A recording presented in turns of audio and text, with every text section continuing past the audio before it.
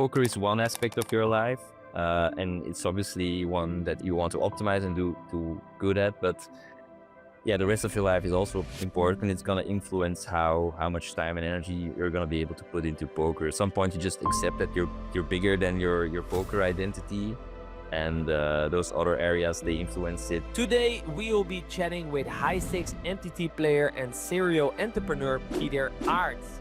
Because you do a lot of things, right? You're an entrepreneur. I saw keynote speaker. You are the CEO. You have a co-owner of a company. You have a kid and another kid on the way.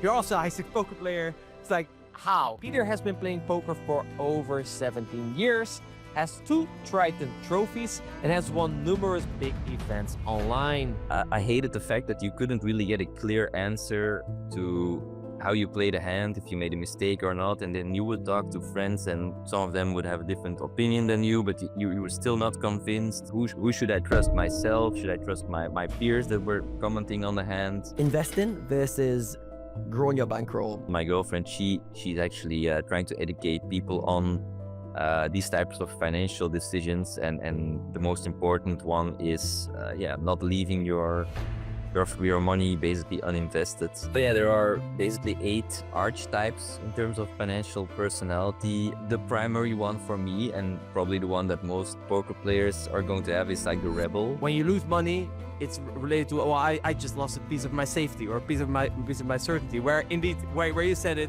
I see it as like bullets, munition. You know, we as poker players, we have money, we need to shoot. I think if I would see a meaningful way for these types of technologies now to improve poker or to integrate with poker, I might be the one building those type of applications. I like it. You have a team of Navy SEALs. And then in the morning, they catch up and like, where's the boss? Oh, the boss played poker until till late last night, so he can't go to the call. Thank you guys for tuning in to what's going to be another great episode of the Mechanics of Poker podcast. Quick announcement, we have seats open for our Mechanics of Poker coaching program. If you want to work with me and Adam and have us help you make more progress in your poker career, you can apply using the link down below or go over to mechanicsofpoker.com. Without further ado, guys, enjoy this episode. Pieter, when I looked you up on Hand and MOPP, I saw a very impressive 5.6 million live earnings, including 2 Triton titles. But what actually caught my eye is this, let's say, baby version of Pieter with a big smile on his face, having presumably just won his first ever live event. How old were you when you started, and what attracted you to the game? So I started playing poker when I was about to turn 17 years old. I actually had to use my dad's ID to sign up for a poker website. I started through a training site called Poker Strategy, which was quite big back in the day. I started with $50 starting capital that they provided for free, and they gave you I would say a course or like a very basic strategy. They call it the short stack strategy, where you bought into tables for 20 big blinds. And this was kind of in the climate of those days. We're talking 2008. It was kind of a proven way to build up a bankroll. Like if you just played tight and just played good hands, and you try to get the money in the middle with those good hands, you were almost certainly to become a winning player and to kind of build your bankroll if you followed that exact same strategy. Especially with how rake worked back in the day, where you just had to be dealt into a hand to receive part of the rake back. This was a really very profitable strategy. And the whole business model of that focus, the training site, was also to get as many profitable players that could just survive and generate rake because they were receiving a cut, of course. So that's kind of how I got started. But you had to do an ID check back in the day, and you had to be 18, and I actually needed my dad. I had to convince my dad for a couple of days, give me this opportunity. In the end, he did, and this was kind of how I got started. But this, was 2008. The picture that you were mentioning was taken at EPT Paris, I think 2012. Yeah, must be 2012 or 2013, somewhere over there. and it's a heads up tournament that I won. So between 2008 and 2013, somewhere I transitioned to heads up cash games, and I was very fortunate to have this live win experience of a heads up tournament at the EPT, which I don't believe they're still doing, but they used to have those 32 man 1K heads up. And yeah, I was able to come out on top, which was a great feeling, of course, especially at that young age and coming for a live tournament. Probably one of my first times playing live. So yeah, that was really a memory I treasure a lot. Yeah, you look like a happy little boy on the picture. That's literally the first thing that stood out to me. Besides all, like I said, all your impressive results. You mentioned you started playing like these cash games, short stack style poker strategy. Then you mentioned transition to heads up. Nowadays you're a MTT player. What made you transition to MTT? Well, I've always been somewhat fascinated by MTTs. I used to play them already. So I would say starting 2019, I took MTTs really serious. Started to play higher buy-ins as well. Started to study more and really try to compete with the best players at the time. Starting 2019, but before that, I was already playing a little bit on the side, could like on Sundays, because a lot of my Belgian friends, they were primarily MTT players, so I kind of got sucked into it through them. And of course, there's something magical about MTTs, like running deep, getting a big score. That's always a different type of experience than just grinding cash and seeing the buy-ins kind of accumulate into your account. Sure, but MTTs, they were also always something yeah, exciting to me. I was actually losing a lot on them in like 2016, 17, 18. Eventually managed to get third in like a W coupe to kind of get break even. But then yeah, 2019 MTTs kind of went really well with like a sixth place in Scoop main event, fourth place in W Coupe main, kind of back to back. That kind of launched my, I would say, MTT career. Then COVID hit, and there was nothing to do, and yeah, GG came up as a poker site, and that kind of got everything in like yeah, faster movement in terms of MTTs. How did you keep going, and what did you have to fix throughout the years? I think you mentioned 2016, 2018, and you're not the most profitable MTT player. How did you continue through that rough patch? Why didn't you quit, and what did you have to do to fix your game to actually become a profitable MTT player? Yeah, I think a lot of my mistakes that I was making at the time, they were probably because I was primarily a heads-up cash game player, which is somewhat maybe the furthest away that you can be from like an MTT player. You're always in like heads-up cash. You're always doing big range, well, wide ranges against wide ranges. There's usually you can call a lot wider on the river because the other guy's range has a lot more air or junk in it. And in MTTs, that's just really not the case. Some boards, when a certain range that's already very narrow on certain boards just doesn't have a lot of bluffs, or people are not correctly playing in a certain way. And I just wasn't adjusted to this type of environment where a UTG range is a lot different than a cutoff range, or the big blind defending range is completely different from a low jack opening range. There's a lot of big differences and board textures that one range hits very well, the other doesn't. And those type of dynamics were really unknown to me at the time, and I probably played too tight from the big blind as well. A bunch of those mistakes that I'm sure a lot of people were also making at the time. But still, this heads up background and maybe being too much of a calling station on the river, and maybe yeah, just showing up with too weak of a range sometimes, or not being too aware of the strength of the opponent's range, or of my own range, and really exploiting that. I think those mistakes kind of led to me not performing that well. I also think I just didn't really ran very good, because this is also an important factor in MTTs. I also saw this with a couple of my friends at the time. They didn't really have the successes that other people were having. And looking back on it, I definitely wouldn't say that me or my friends were that much worse than some people having a big score. But yeah, it just didn't really materialize. And I think just variance is like, I'm sure it's been discussed 100 times on this podcast in any poker format. It's just a really big thing. And yeah, realizing that and adjusting to that, or just accepting that is a big part of a professional's journey. But I'm glad I was able to turn it around eventually and become break even, and then become a winning player, and maybe even experience a very positive side of variance the last few years.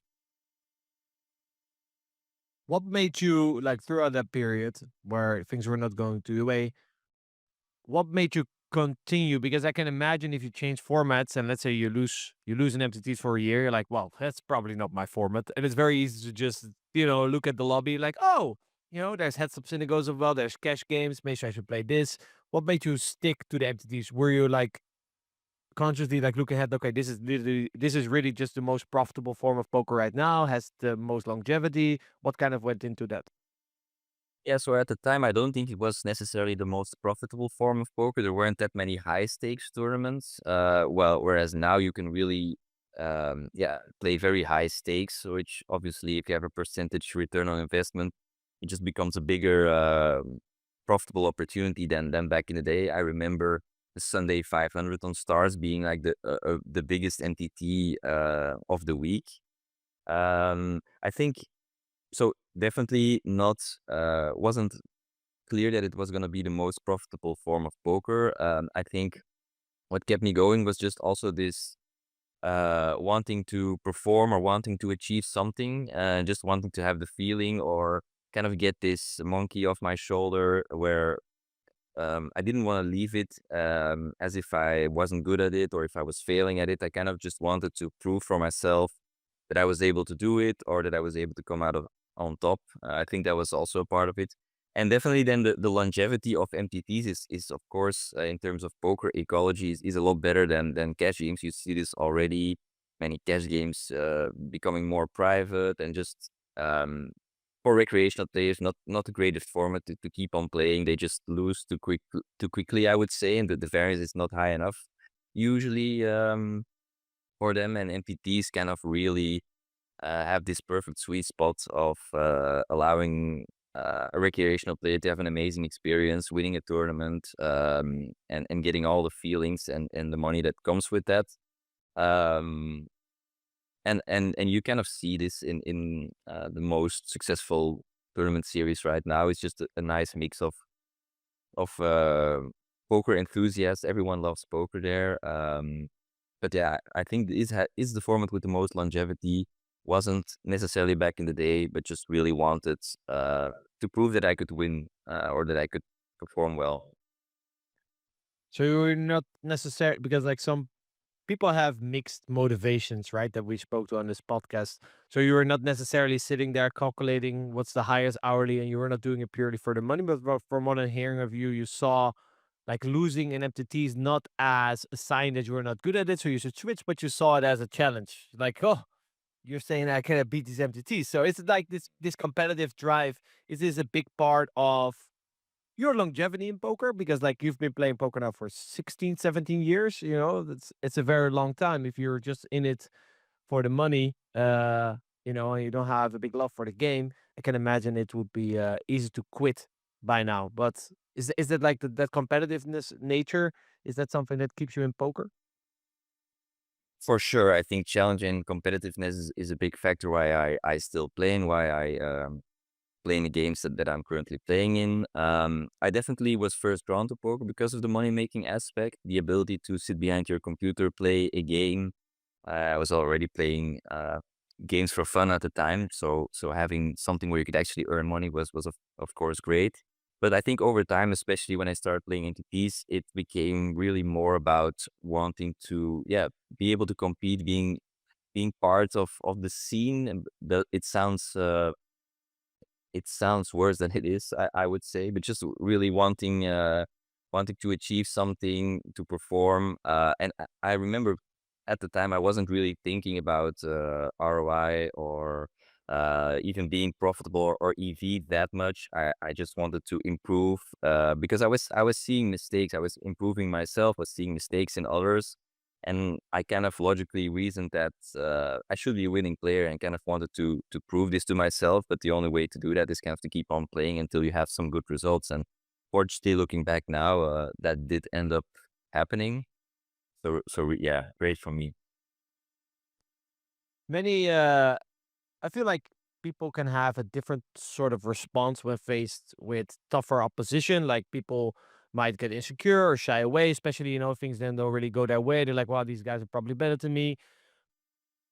Then there's the other side that people almost thrive on this pressure. We had Mario Mosbach on a couple podcasts ago, and he said, if you put the lights on, final table, big money, that's where I thrive.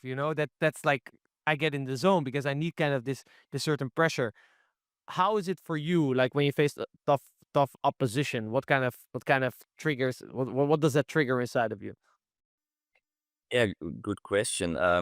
So when I was primarily playing heads-up cash games, for example, I used to be more avoiding of good players, thinking more about time spent, profitability. Is it worth to take these big variance against a good regular player? I was much more aware of this, and I would say I kind of avoided playing good players a lot.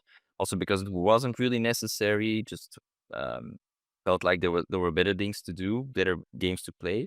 But in MTTs, of course, you don't have this choice. You get put at a table with a certain table draw. You have good players, some worse players than them. Um, and I really liked competing against those good players, looking at what they're doing, maybe trying to learn from them, but also then seeing people that were having really good results, for example, that had just won a Sunday Million or a big tournament, and then they were making clear mistakes. And this kind of this empowered me because I was seeing their mistakes, I was not making them. And even with all those mistakes, they were able to have these types of results. And that kind of motivated me a lot, kind of lifting the veil a bit over their focus, or like pulling away the curtain over their own poker success and seeing that, hey, the way they're achieving these types of scores isn't necessarily perfect, and I can maybe be better than them or make less mistakes than them and have the same results. And I think that realization definitely motivated me to keep improving, to keep playing. Um, and in terms of feeling pressure and yeah, I think most of the online games that I'm currently playing have a lot of very good players in them. I really enjoy playing those games. I'm kind of already more used to them when I go on to a live poker stop. The mix of players is a lot different.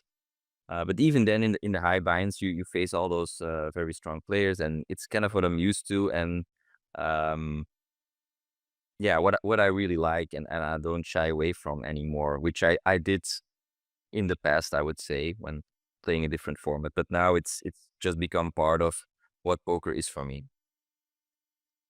You've been in poker 16 years.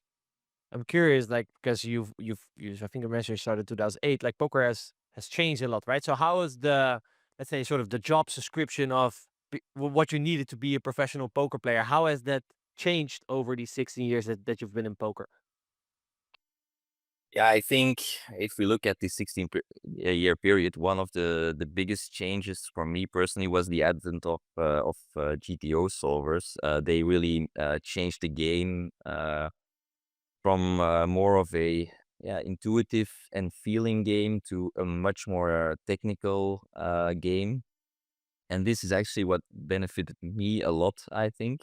I was always very I hated the fact that you couldn't really get a clear answer to how you played a hand, if you made a mistake or not. And then you would talk to friends, and some of them would have a different opinion than you, but you were still not convinced, although maybe they were more experienced players. And you always had these mixed signals, like who should I trust, myself? Should I trust my peers that were commenting on the hand? So the advent of solvers really gave me a lot of give me some new tools to play with and to discover more the science, I would say, behind poker. Um, and so that was key for me, the ability to learn from a source that I would trust, I would say. I also bought some courses in 2020 from I remember Nick Petrangelo's course, for example, which helped me a lot, just because he was a player that had achieved a lot back then. He was playing very high stakes, and this was finally someone that I would be able to trust. If he was saying something on a video, I would pay attention. Whereas on a lot of other training sites, you weren't really always sure if this is the best information that you're receiving, or the most accurate, or the most relevant. Um, and that course was also about how to use a solver, and kind of build further on that. And I think that changed the landscape a lot, in just that games got tougher. People start to play in a certain way. Well, there are still variations in playing style, but I think it's although there are people in MTTs, mostly live, that still win without studying the solver. I think it's almost mandatory that you work in this way, and it changed the poker climate a lot. Another big event would of course be Black Friday, where the US kind of got shut off, and games also got tougher. Um, but yeah, I've been around for quite a long time. I still have a lot of memories about things that happened, scandals, or people, and all that stuff. And it's nice to have that type of history with me. I really appreciate the poker scene, and everything that comes with it. Yeah, it's nice to look back on such a long time of playing a game I still love to this day. What kind of advantages do you think this bag of experience of 16 years gives you compared to like some of the newer newer school kids, that maybe only have been playing for 3 years, but they straight away learned poker, let's say quote quote the right way, right? Because as a fellow old school player, we have a lot of unlearning to do as well, on top of just learning the correct ways. What kind of advantages do you think you have compared to like some of the new kids on the block, so to say? Yes, that's a good question. I I used to think that people kind of would improve faster than they're currently improving, maybe, or that a lot more players would be coming up, because you have these solvers. You can have put infinite time into studying a solver. You have tools now that you can play against the solver, so it's really a very nice way of learning and improving. And I would have guessed that, and that's something I've been doubting for the past years. Like, if you're not studying enough, or not consequently improving, you people are gonna kind of move past you. You're not gonna be profitable anymore, all that stuff. But I feel like it's not really, or in some way I've been able to maintain an edge, despite maybe spending less time in the past year or two with solvers, just because of some kind of street poker thinking that kind of developed while I was playing heads up, because you have to be able to think, and also be in spots where you may not know the game tree too well through study, and I think in some way I just been able to do well in those, make good decisions. While I'm sure that there are people, up and coming players, of course, if you haven't been playing for a long time, then improving and studying is gonna be more more a focus, I would say. Um, but yeah, it's not all about putting time and work in with solvers. It's also about experience, about maybe developing a good mental framework, of course. So I think indeed this bag of experience, like you say, it's helping me more than I realize sometimes. Adam, what kind of advantages would you say that usually these old school players have? What's kind of your take on it? Yeah, I think as Peter said, it's often experience, a lot of intangibles. a lot of street poker, as you mentioned, and I guess come from a heads-up background as well. You played a lot of spots, a lot of flops post-flop. And yeah, I think experience is very hard to quantify. 17 years, just think of all the hands, scenarios, opponent types, problem solving you've done. And you put someone on a solver, yes, they're going to have a lot of good outputs, but the experience I think you've gained is going to be very hard to catch up. So I think experience in everything, there's an element where it's an advantage. You know, obviously youth is also an advantage. Like the youth have that kind of that drive, that ambition. They're like spending 8 hours in a solver, you're spending one, but you've got that experience gap. So yeah, it's always a kind of cat and mouse game, and I definitely don't know the answer in terms of which one comes out on top, but it does seem that experience can often hold off talent for quite a while. So yeah, it's interesting to observe. Yeah, I'm really curious for this conversation to take a little bit in a different direction and go a little bit into money management, building a bankroll. And the reason for that is obviously you're playing the Tritons right now, which is the pinnacle of high stakes poker.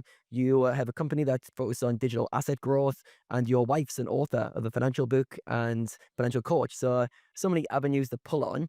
And I feel like every poker player to some degree is trying to grow their bankroll for various reasons and having different success rates with that journey. So first of all, I'd like to talk about your journey of building your bankroll. You mentioned as an 18-year-old kid, you started with this approach to kind of increase your bankroll quite quickly. And yeah, talk about how you initially built your bankroll. And what were some of the kind of trial and error approaches you had as you were initially starting out on building your bankroll? Yeah, interesting. So I already mentioned the $50 free $50 plus $100 bonus that you had to kind of clear. That was the model back in the day.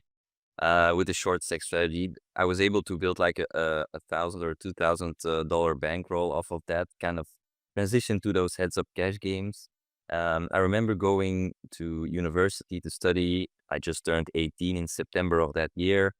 I started with about $2,000 or $3,000, and by January I had $30,000 all from playing heads up. I was playing 2-4, 3-6, 5-10, and then while I was having exams, I was still playing poker a bit on the side. And then in 2 weeks, I kind of just lost everything. I guess kind of destroyed the bankroll I was building over those 4 months. Then one of my good friends still to this day, who was playing much higher stakes than me, fixed limit hold'em actually. He kind of gave me a stake that I was able to win like $10,000 or $15,000 playing heads up. Was about I was able to keep like half of that, and that kind of got me on my feet again. There was definitely also this period then where I wasn't playing too much, maybe 6 months of not playing poker too actively. I'm glad I kind of picked up where I left up at some point. And then yeah, I was playing mostly on on all the sites that kind of had heads up cash game tables for many years. There was this concept of they called it bum hunting back in the day. Other people would call it game selecting. As I was saying, I didn't really see the value back then because I was also studying and having other things on my mind. In trying to compete with people that were only focused on poker, and I was mostly trying to make money and build a bankroll, or kind of try to secure some form of financial security or some financial basis to build on maybe later. Um, and then in 2019, when those MTTs became more seriously, I think I kind of got quite lucky in final tabling Scoop and W Coop final tables that are obviously like a big bankroll boost. Allowed me to play higher MTTs, higher average buy-in. Then had some really big successes in the summer of 2022. We had like 2.5 million in cashes in 10 days or something, both online and live. So that kind of, yeah, you build it up over quite a long time, and you just keep going and keep progressing. And there are obviously downfalls where you fall back a little bit, but you just have to keep going to try to persevere. In terms of playing now Tritons, definitely don't have all my action always. once you have this reputation of being a profitable player, you're able to sell at markup percentages where it's a good way to reduce variance, to kind of lock in some profits to and I've been enjoying that a lot, and we'll see how that continues in the future. What would you say have been some of the biggest financial lessons you've learned? You mentioned building your roll to 30K and then losing that very quickly. I'm guessing that was a bit too aggressive with bankroll management, maybe overconfidence, game selection. Yeah, what have been some of the lessons, most notable lessons you've had to learn as you've built your bankroll over time? Yeah, exactly. Kind of what you mentioned. You make those mistakes. I've always been someone who, even if I get good advice, it's kind of goes. We have a saying here in Belgium: goes into one ear and then outside of the other. So it kind of doesn't really stick. I kind of have to hit my head into a wall and then kind of recover from the blow. I would say, and this is how I learn. This is how I stop making mistakes in the future. Think it's a natural way of learning. Sometimes maybe I would like to kind of have the prescience to not uh, make those mistakes in the first place, but it is what it is.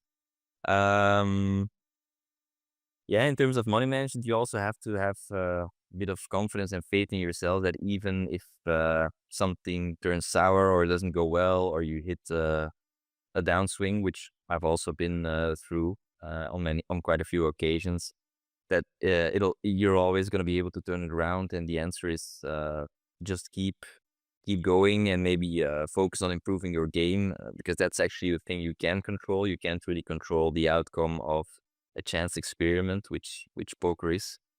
Yeah, just look within yourself and keep going, and don't doubt, and don't stop. Yeah. Mm.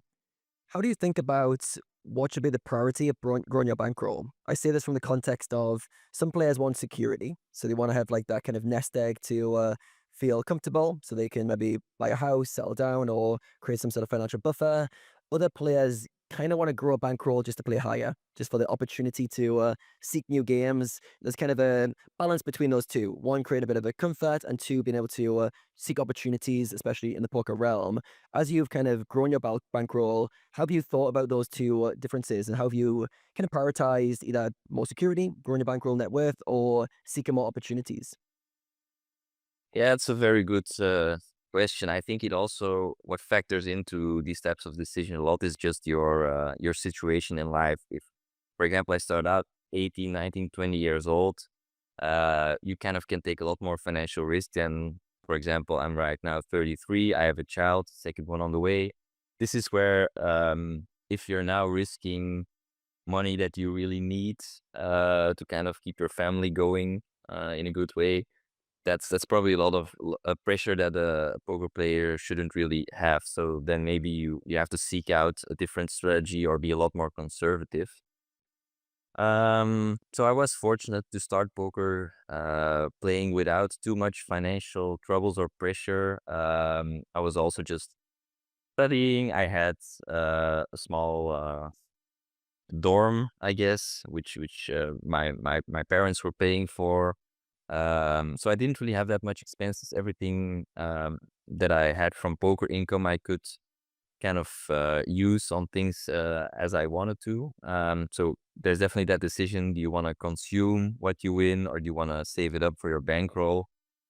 Um, and I think currently, looking at the current climate of poker, you have a lot of high stakes action, but then you also have a lot of players that are playing maybe $500 or 1K buy-ins online, that are really good and high quality players that maybe want to make the jump to higher stakes online, or those big live tournaments. Of course, you already see some of them making that move, and the fact that you can sell action or get a stake, or be backed by good players also playing those games is a solution for many. But I think there's a lot of value in getting to a bankroll where you can have a good piece in good games, and most of the best games, I would say, in terms of ROI, are currently the high roller live poker tournaments.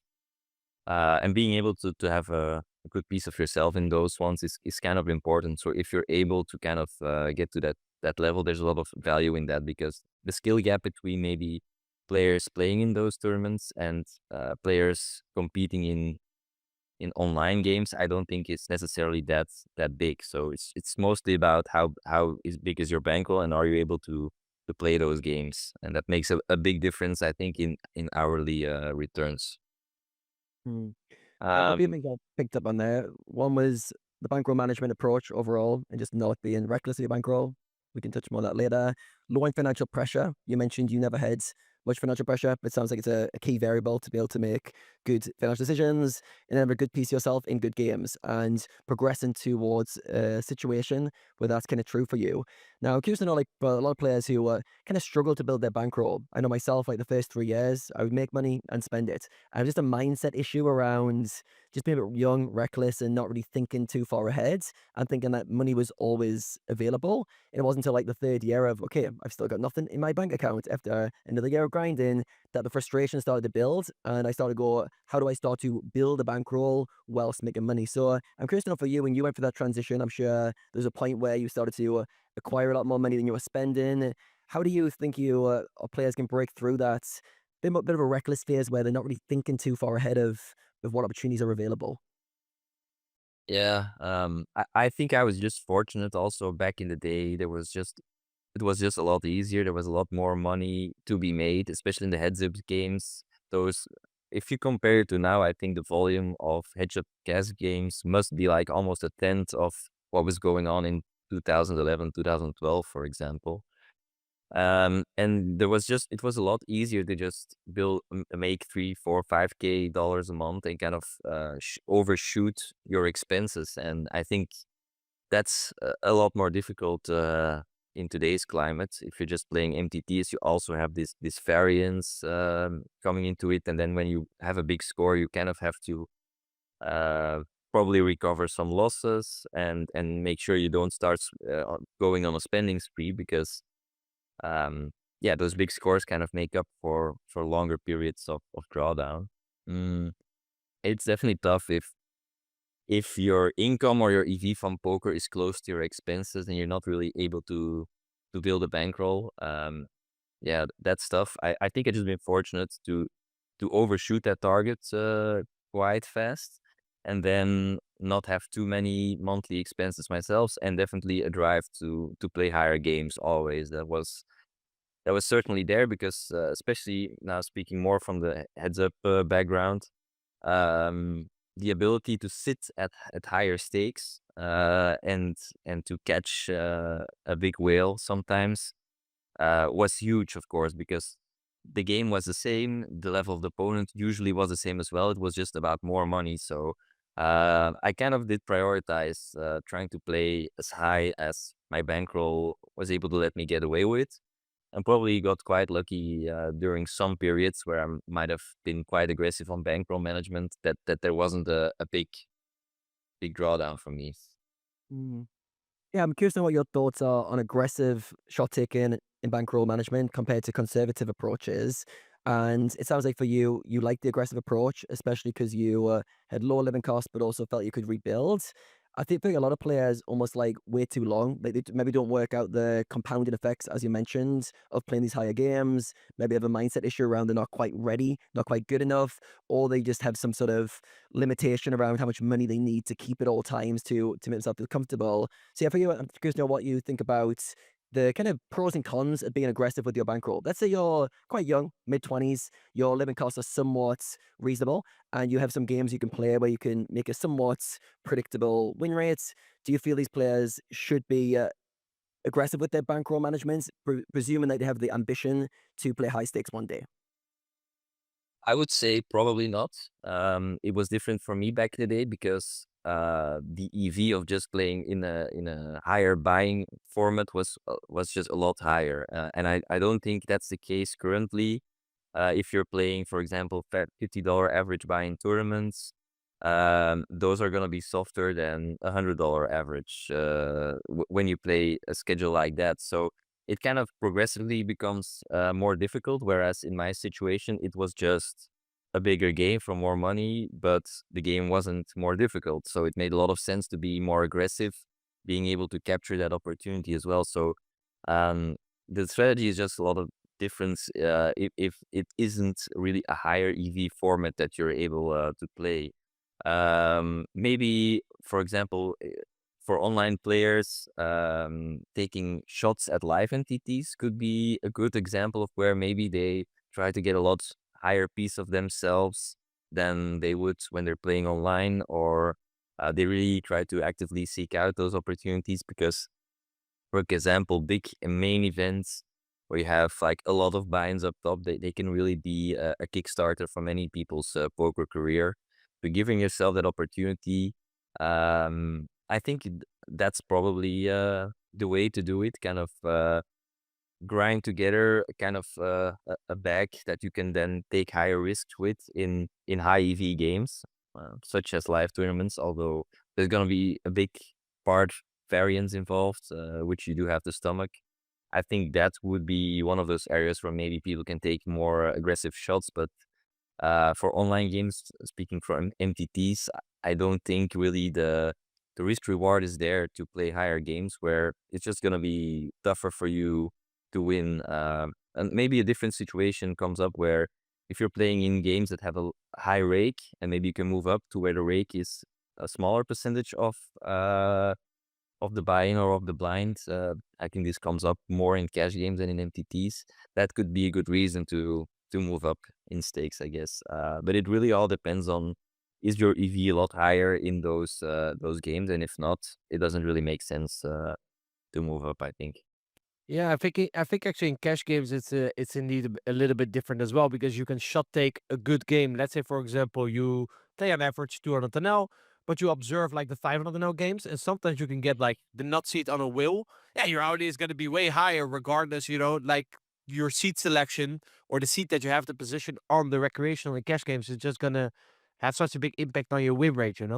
So I think in cash, I usually always give the advice that, like, okay, there's a certain point where you should maybe reserve like 5 buy-ins to take shots in amazing games.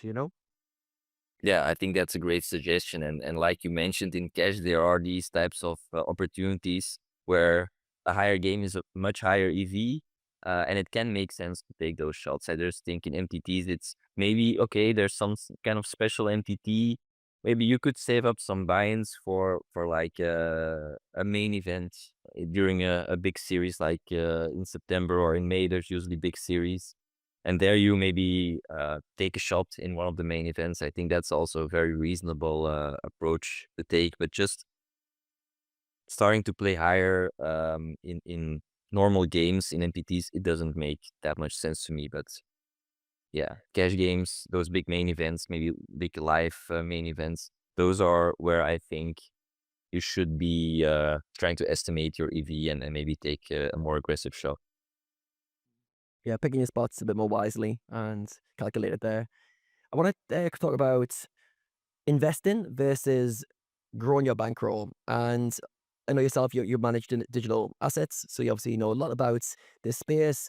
And I think a lot of poker players are simultaneously trying to set themselves up for the future, whilst also having dreams of building a bankroll to play high stakes. And I think a lot of players, I know myself, I was in this category, you think you'll get to a financial goal where you kind of set up for the future, and then you'll start thinking about investing stuff from there.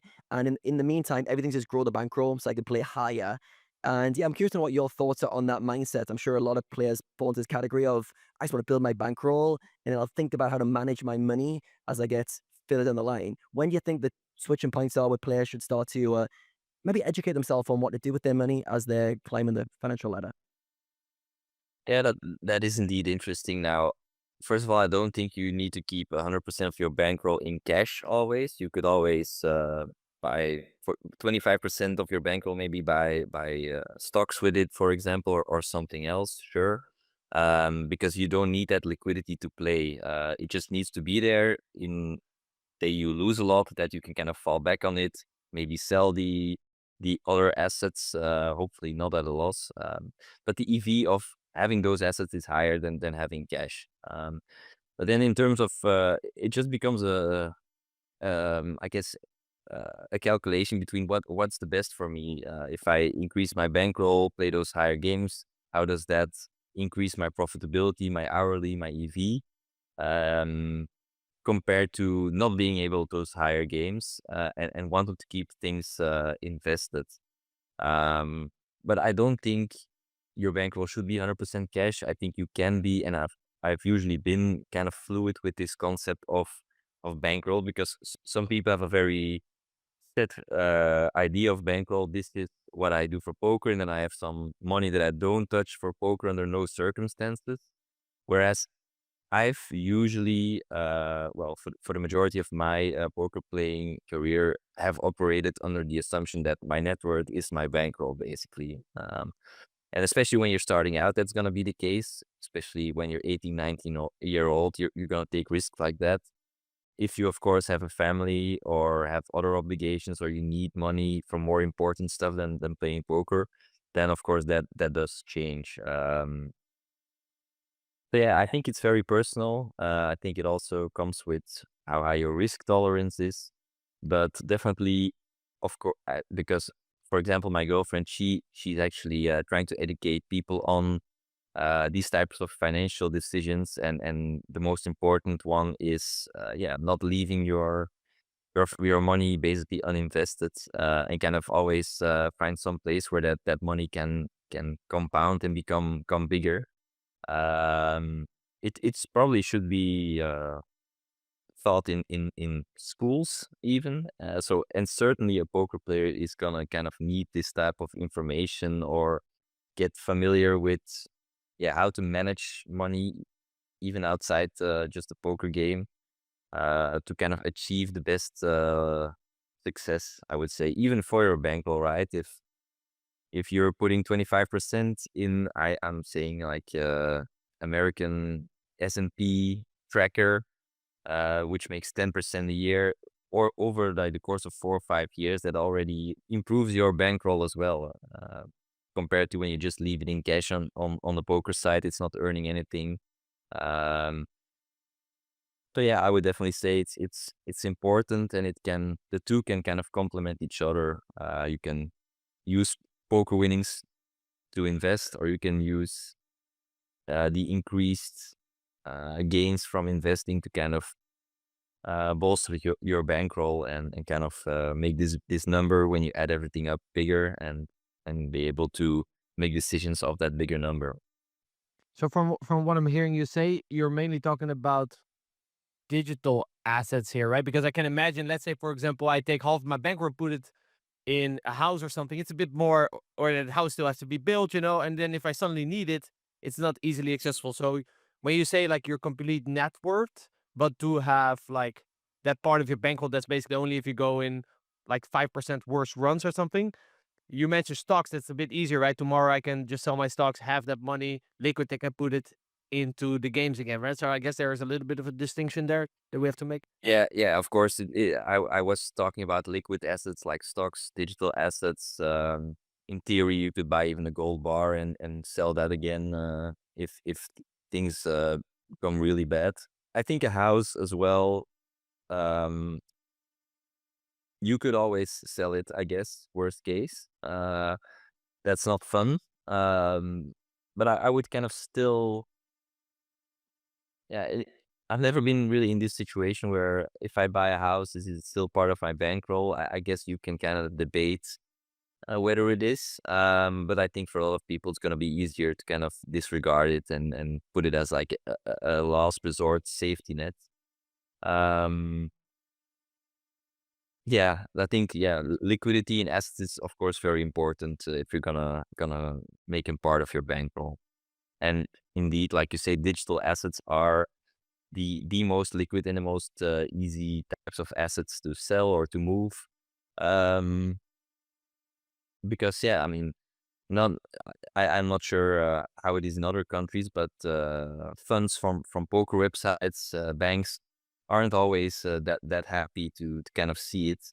And if you're constantly moving between your broker and poker websites, it's just a lot of traffic and can give you a big headache as well. So it does have some advantages to just stay digital, I guess, completely.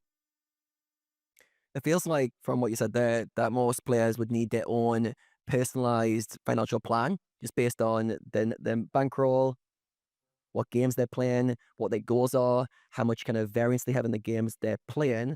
I'm curious to know, have you got any resources or anywhere you'd recommend for some players to educate themselves? Because I know a lot of poker players may have their head in the sand, so to speak. I know your wife's got a book on this topic, so any resources that you recommend for players who are like, actually, I know nothing about my financial opportunities. I have all my money sitting in e-wallets or in cash. I'd love to make some better decisions on my own bankroll.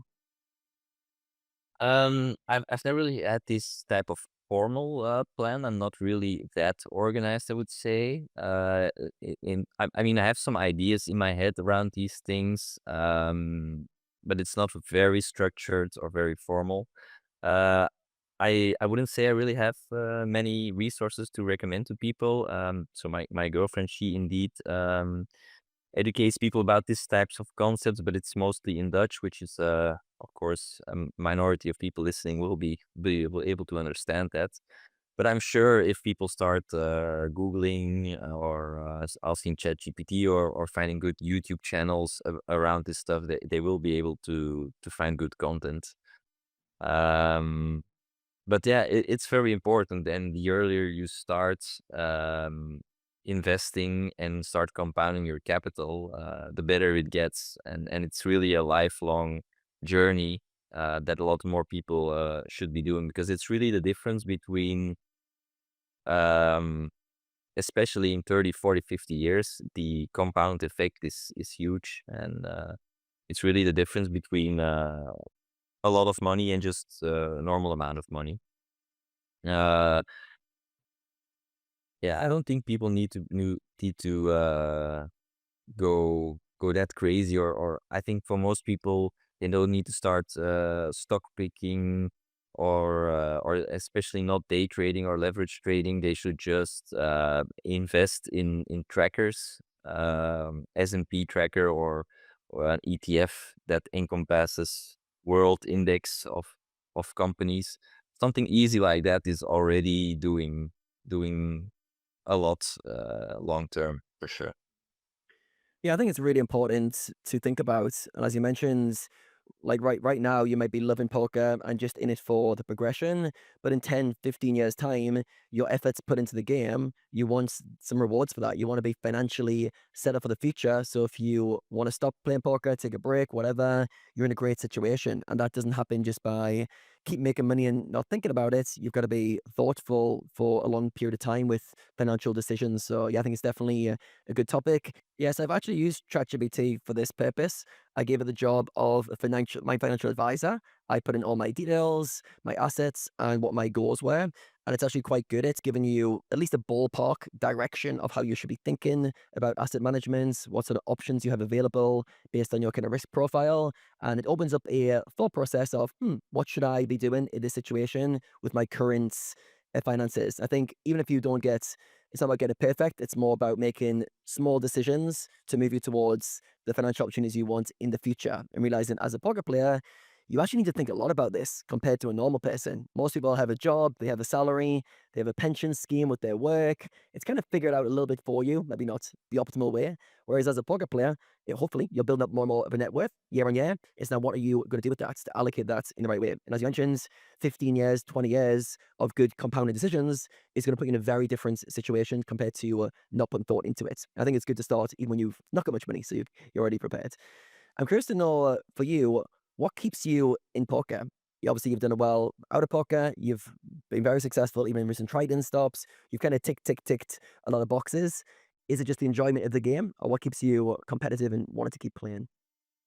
Yeah, good question. I've actually, when I had that big success end of 2022, I won a big online tournament, had like an online bracelet, won a Triton tournament, which was a big achievement for me. Finally, it was actually the first live final table I reached, and then I immediately was able to win it, which is huge, of course.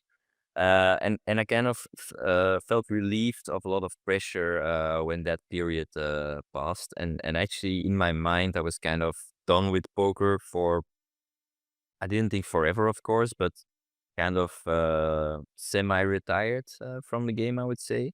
And then 9 months later, I listened actually to Mechanics of Poker podcast with Jans Aerts, who's become a good friend of mine since then, and kind of got motivated again to start playing and just really enjoyed it again. And so it's definitely just a love and passion for the game. Also, the competitive nature still does a lot for me. Um, and I also think the ability to play these live poker tournaments and travel to some nice destinations, meet interesting and fun people, seeing them a couple of times a year, developing relationship with some of them is also a really nice component of the type of poker life I've been blessed to be able to lead. So I actually have had these periods where I've been less motivated, less sure about my future as a poker player.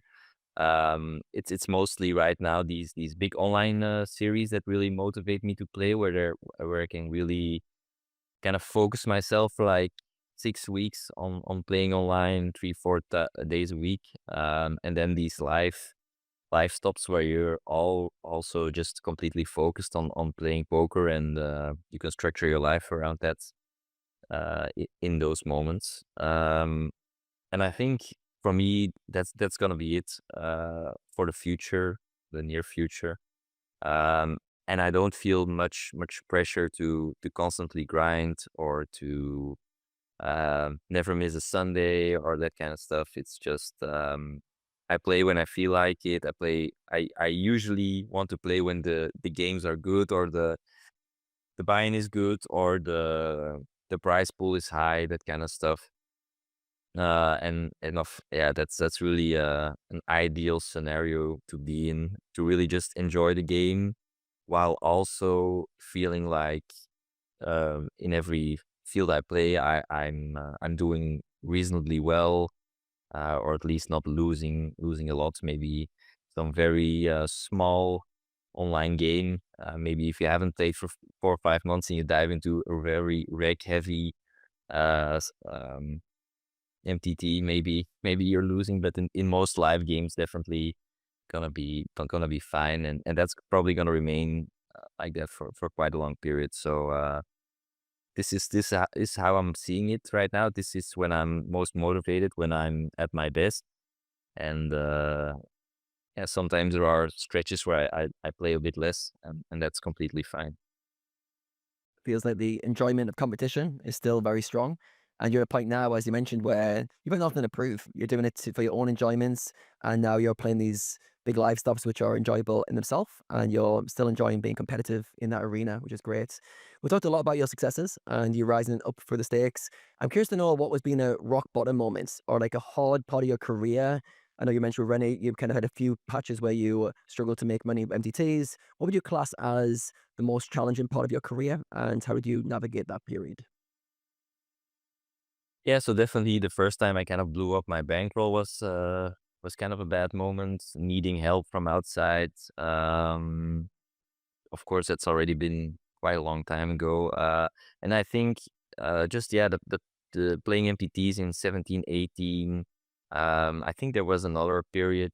I'm not sure exactly when, but somewhere in the 5 years when I went to quite a big downswing, 6-9 months of not really getting much done, especially live, for example. I think I didn't really have any success until the Triton win in 2022. I got like 20th in an EPT once. I played quite a lot of WSOP main events also throughout those 16 years, and never really had a big success, big score, and that was definitely I mean, it's not like one big moment, I guess, but it was like a feeling of yeah, failure. I don't want, it's maybe a bit of too strong of a word, but just not getting the results that you wanted.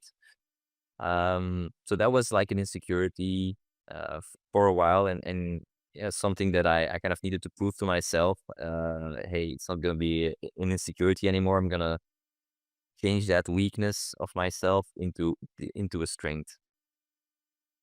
I love that your first answer was nothing really, and then it was like 16 years without a big live score.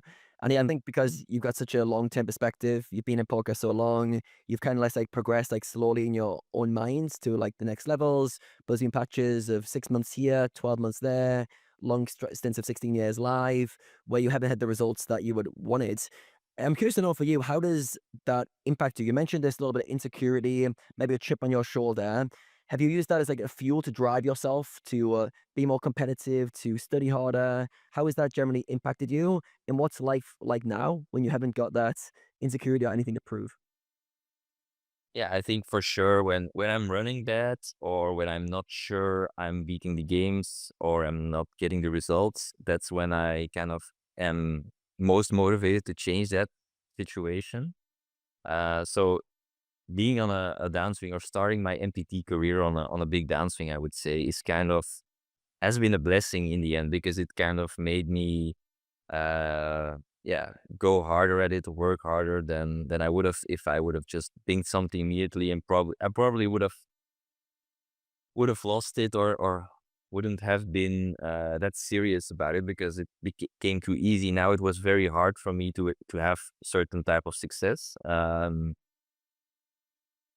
So yeah, that's been good. I also think um, once I have a big score, for example, a couple of months ago, I had another big Triton win, and it just the pressure kind of leaves you a little bit. You're kind of building up to this moment, trying to get that result, and once you have it, like kind of yeah, leaves your body. It's kind of off your mind. You're kind of satisfied for a while again, and I'm sure I'm gonna get that drive in the future again once it's been a series of not getting maybe scores or not playing that much. So it's definitely been having bad results has been good for my game and motivates me a lot more than having a good score because that's kind of the cherry on top of the long journey.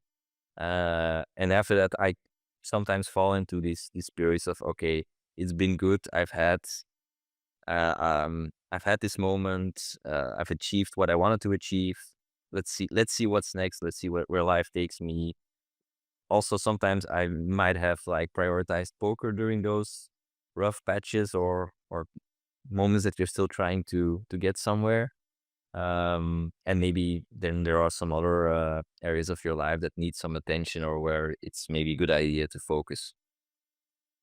Yeah, I think that's a good point to touch on. When you have a big goal that you're striving towards and you finally achieve it, it's like an Olympic athlete winning the gold medal, or in your case, winning a big Triton stop is the equivalent. All of a sudden, you're going to go into a bit of a lull. Like dopamine's going to drop. You're going to feel a little bit like, what do I pursue next? I think that's not always the easiest place to navigate, but it sounds like for you, you're quite used to these kind of cycles of, okay, I'm not currently pursuing a major poker goal, but I know it'll come back. Give me a few months or however long it takes, and the next thing will appear. So I think it's a good cycle to be mindful of, especially anyone who plans to achieve big goals. When you get there, there will be some little lull as you come back to baseline. So yeah, good thing to touch on there. You mentioned earlier in the conversation you've developed good mental frameworks. I think this was in the context of experienced players have an advantage over newer school players. What are some good mental frameworks you've developed? Yeah, I think these things just come over time. You really can't force it. It kind of comes through experience, to going on a downswing, coming out of that downswing, seeing that period as okay, that was necessary for me to get to this point. It's all part of it. Like the variance in poker is there. I have somewhat of a mathematical background as well, so really understanding how the law of large numbers works and how chance experiments work, and understanding EV, understanding variance in that regard probably has helped me.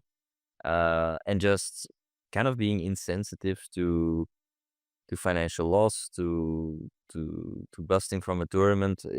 Of course, it's easy to say, but you have to really kind of feel pain maybe 1,000 times until the 1,001st time you don't feel anything anymore, or it just gets a bit less over time.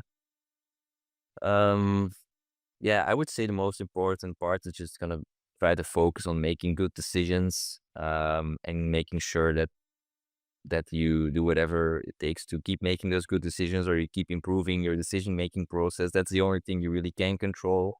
So focus on that, and the rest should flow quite naturally. Yeah, I think it's important, as you mentioned, how long it sometimes takes to learn lessons and experience often is needed.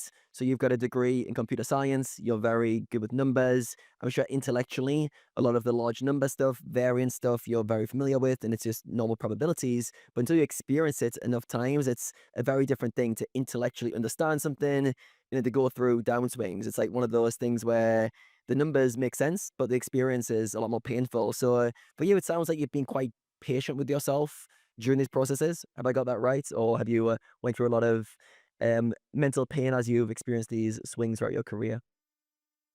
I guess so. I don't think poker has really affected me a lot in a negative way, in terms of being less happy because I wasn't performing at poker, or that kind of stuff.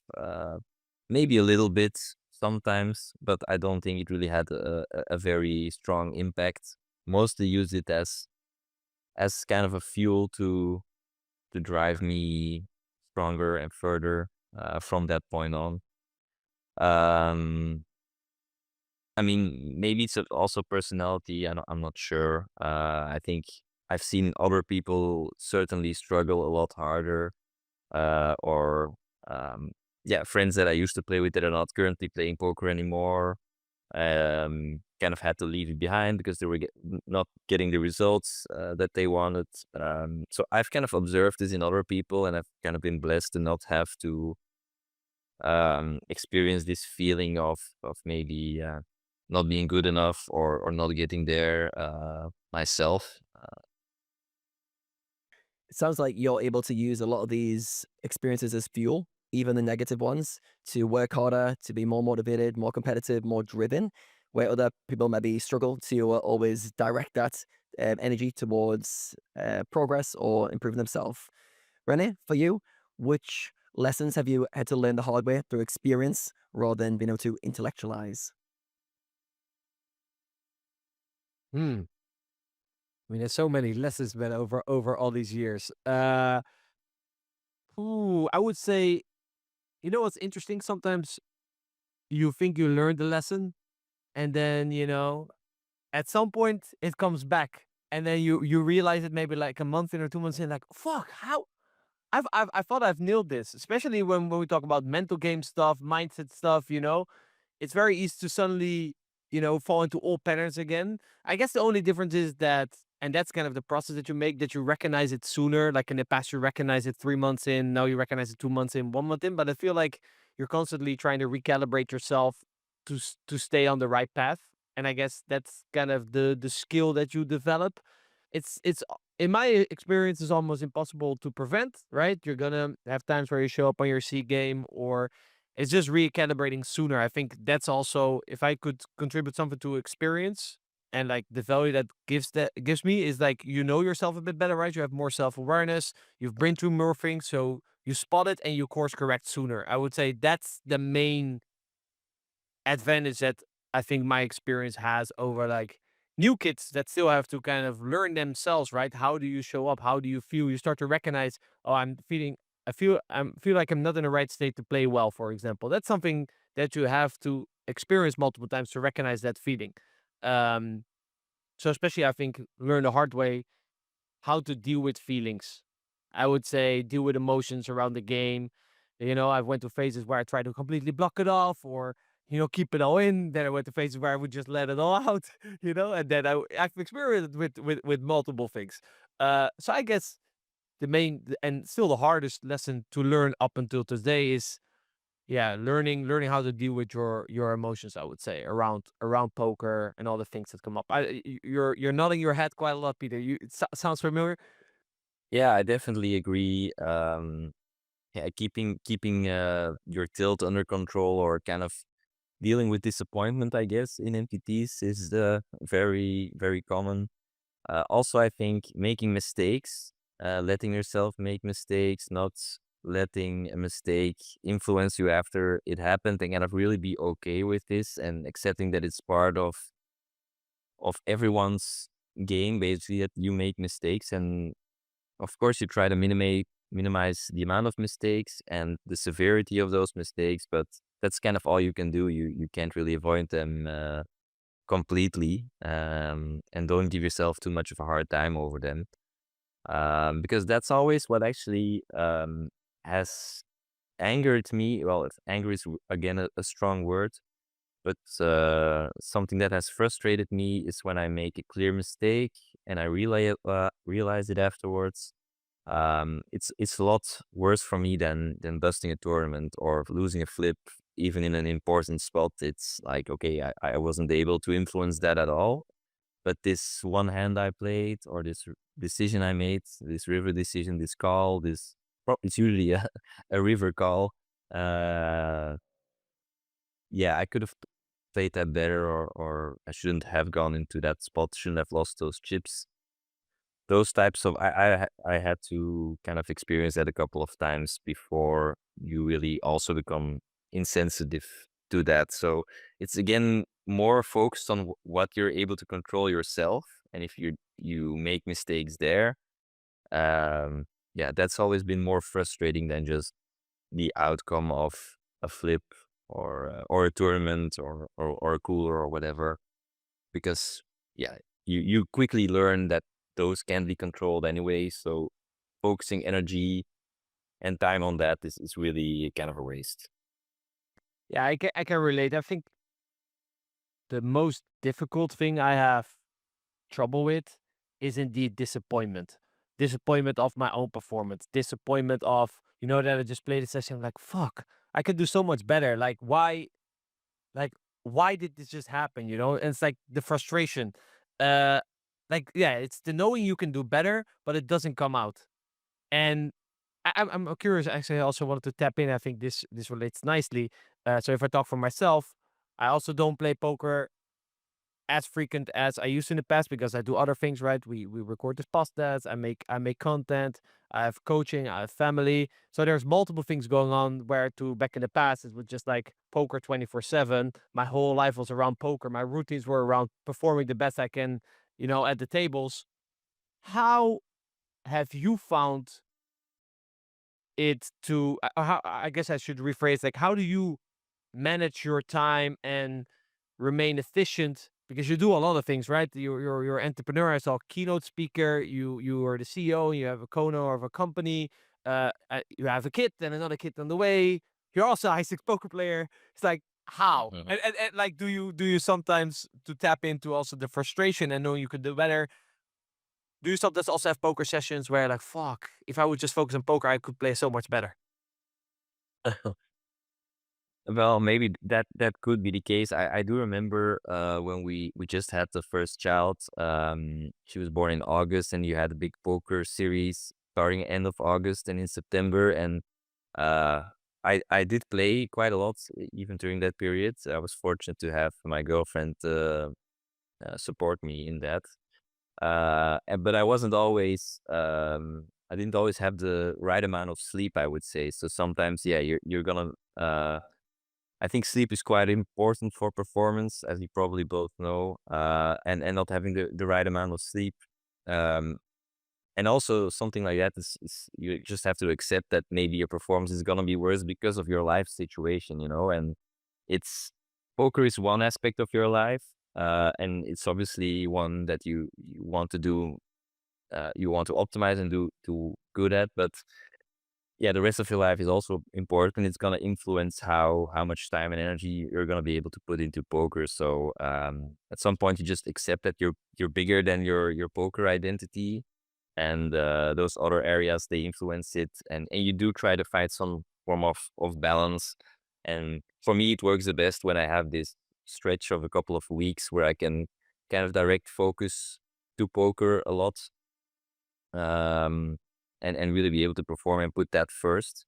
And then after that period is passed again, then I can put other things more primarily for my time.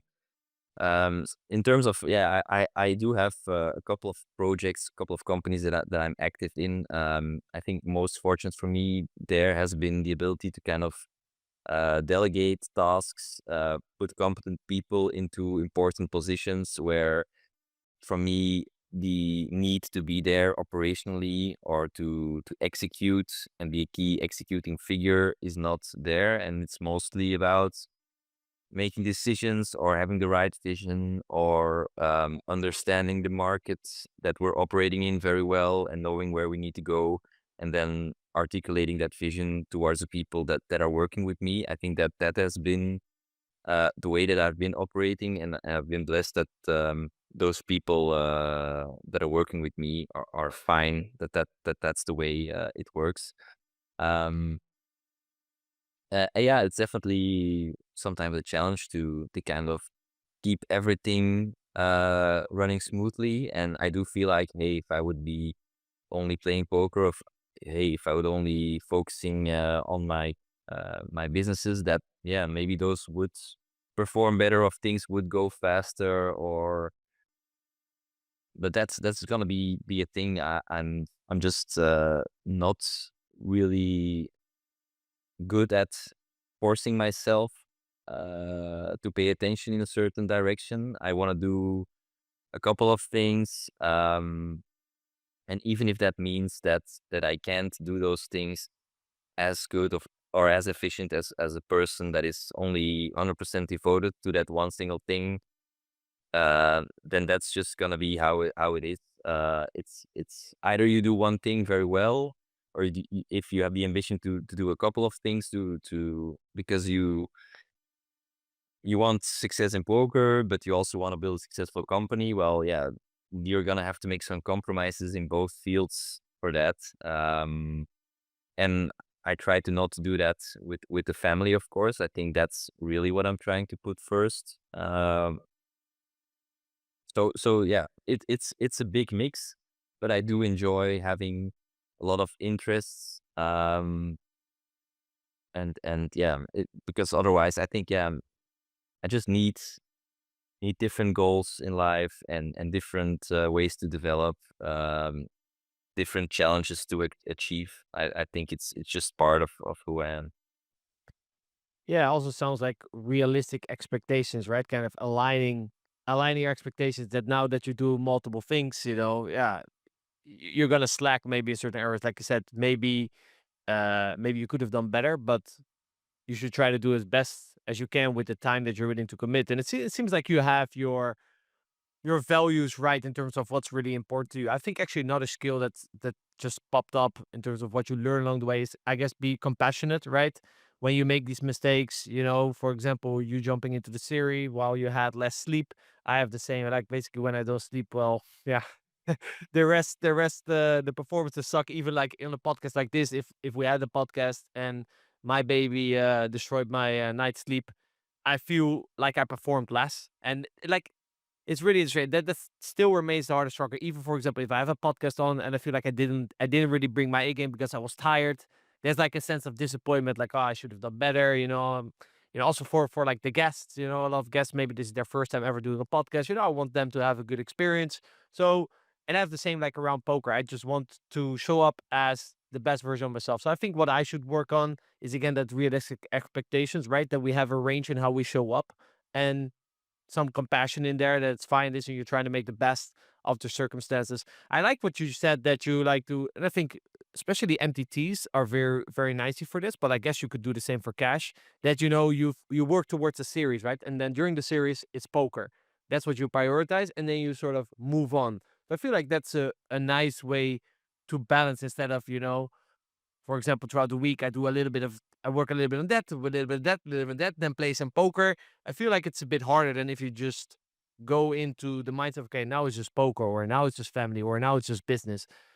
But even then, like in poker, I'm curious how maybe some people listening that also have a family, or maybe if you just have a relationship, how do you switch between I'm Peter, the stoic poker player who crushes people at the table, to I turn around and I'm Daddy Peter and I give my kid a loving hug. How do you transition between the two? Or you like, for people who don't have kids, you give your girlfriend a loving hug, you know, and you're present with them, you're emotional with them, which is like, in my opinion, it's the complete opposite of what you have to be as a poker player. How do you transition? Yeah, I don't think with my child it really it comes quite naturally, but I do think with relationships, as a poker player, it's very you're always thinking logically, trying to shut out feelings. Where in a relationship, it's also often how the other person feels, and feelings actually become quite important in terms of getting along and being happy together. So that is definitely you can't take a pure logical intellectual approach to relationship and to a discussion in a relationship, or and you just have to think more about feelings. Maybe this is also a man against women thing, more than it is a poker player against a non-poker player thing. But yeah, there's definitely the way you learn to think as a poker player, the feelings you shut out, and then in social situations it becomes more. Not everything is like a problem to solve, or something where you have to be very strict and principled. Um, you can let things go a bit, and I think maybe it's also nice to be able to have that outlet in poker where you can have that really complex problem solving stuff. Whereas then with family, you can have more the soft side of yourself, and I think those kind of things complement each other actually. I don't feel like there's a lot of tension between the two in my life currently. Well, then you got to figure it out. For the people listening, you know, I think if you're in a relationship, you've all heard well, you're here, but you're not really here. You know, when you're still thinking about a head that just grew up. And I also started laughing, so that probably sounds familiar to him as well. It's like the classic one, right? And what I found uh, most helpful is that, for example, after I had a long session, I don't interact straight away with the wife. I don't think that's really good. Like I go take my dog out for a walk, or I'll go to the gym, because I feel like I have to kind of process it. Or for me personally, if there's really a hand that bothering me, I have to kind of analyze it and come to a conclusion, like accept, okay, I played this bad, or give it a place before I can be present with my wife, because else I feel like very easily triggered. You know, you have a bunch of things on your mind, and then she starts to complain about something or mention the topic that you're like, sorry, but I don't really have the headspace for this right now. But it sounds like uh you have that part. I don't want to say figure it out, but you know, it's always a work in process, and you have days that you're better than others, right? Yeah, that's true. Maybe I Again, like the should range, right? mention. Like accepting that we have a range in also how we show up as a husband, boyfriend, father. You know.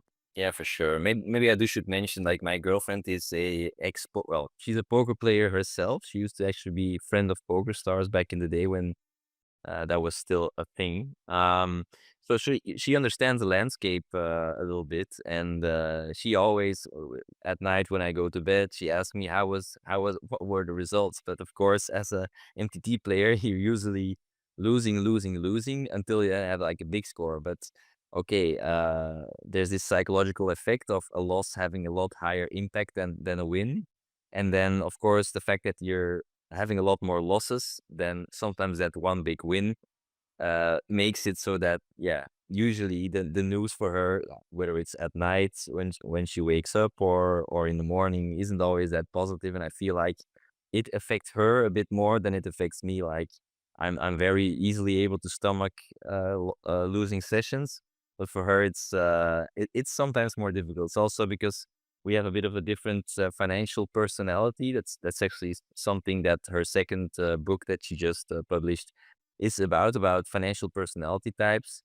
And that framework did help us understand each other a lot more and kind of make sense. And once you learn about yourself and your environment, you kind of start seeing that things are normal in a way, and that it all has an explanation. For example, you mentioned yeah, being better for yourself and allowing yourself to be fine with showing up, maybe not at your A game, and it's just very normal that if you have a life needing to balance different stuff against each other, that's gonna happen, and definitely shouldn't beat yourself up too much over those type of things, I feel. I'm curious. Could you maybe a little segue here? Maybe elaborate on the different. How did you say it? The relationship? No, money relationship types. Financial personality types, like Oh, those- financial personality types. Because I can relate, and I think people maybe that are also in a relationship, they can relate. I grew up Netherlands, this village. I never had any worry in my life. My wife, Brazil, completely different. And actually, we had some podcast on with Brazilians. I think it was Pedro. Yeah, I think Pedro mentioned it, that he sees like Brazilians are way more focused on security, using poker as finance. Security is very important because they have that less, right, when growing up. So we have completely different types. We think completely different about money. I keep her out of like poker swings. Always when she asks me how did it go, I always say, yeah, yeah, went okay. I guess like when she never asked me how much I won or lost, it's just like how did it go? And she says you always give the same answer. It always went, yeah, yeah, yeah, but she okay. leaves it Okay. at that.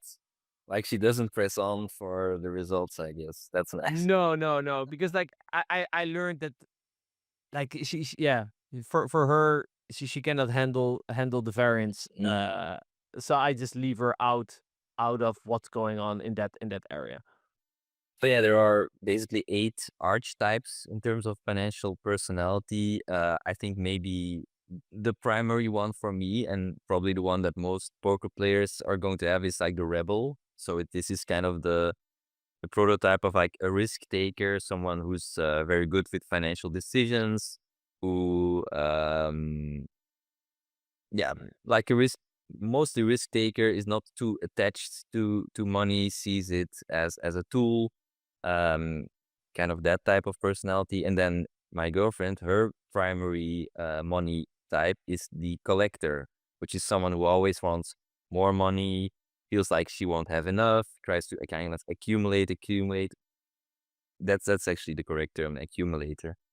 Um, and those are kind of, yeah, very conflicting with each other, because she sees losing money as something bad, while as a poker player and as a rebel, of course, it's just necessary part of the process. And but now that we know that these types of different personalities exist, we kind of understand each other a lot better, and that's been definitely a good thing to experience. And I've noticed that when you mention these types of financial personalities, it's definitely something that a lot of people are interested in, because it speaks to people. Like people um, realize that we're just born different, and other people have different personality types, and that's gonna influence how we think about things, how we interact with each other, and realizing that, hey, people are different. It's normal that conflict arises, or that you think different about this. I like it when there's an explanation for things, why you can explain why your reality is the way it is. I think the biggest thing that it contributes to a relationship is the ability to show empathy for the other person, because you understand when there's a conflict. And let's say, for example, I'm sure you've had a financial conflict, for example, in the past with your girlfriend, but now that you kind of understand, like, oh, but you're just a completely different, you have a different character, you have a different type. So you understand where she comes from. So then there's no more friction. And Mhm. obviously, you understand and you give empathy towards the other person's situation. I definitely can relate. I think exactly, my wife is a collector. She always wants more and more, and it almost feels like if it goes down, it's like a certain sense of, I feel like the collector comes from a certain high need of security or safety. And then when you lose money, it's related to, oh, I just lost a piece of my safety, or a piece of my certainty. Where indeed, where you said it, I see it as like bullets, munition. We as poker players, we have money, we need to shoot. I see it just as, I need it. I don't give the same value to it as she does. So obviously, if you lose a big chunk of your net worth, and she literally feels now 25% less safe or less secure, then that's a problem. Where you see it just like, oh, investment turned bad. Yeah, exactly. And I think indeed, like the upbringing that you mentioned of your wife or girlfriend, coming from a background where there's more scarcity, definitely leads you into more of an accumulation mindset where if you don't have this type of environment growing up, because it's almost a little bit of a financial trauma. Yeah, having not, especially as a child, when you don't understand why there's not enough money or why you can't pay for certain things that other families can. Um, it can have a big effect on you. And I also come from this background of just a nice middle class family, really very average in terms of financial capabilities, but definitely didn't have anything to worry or never felt like we're gonna lose our house or we're gonna not be able to pay for important stuff like that. And definitely we've both been blessed being able to grow up in those types of families.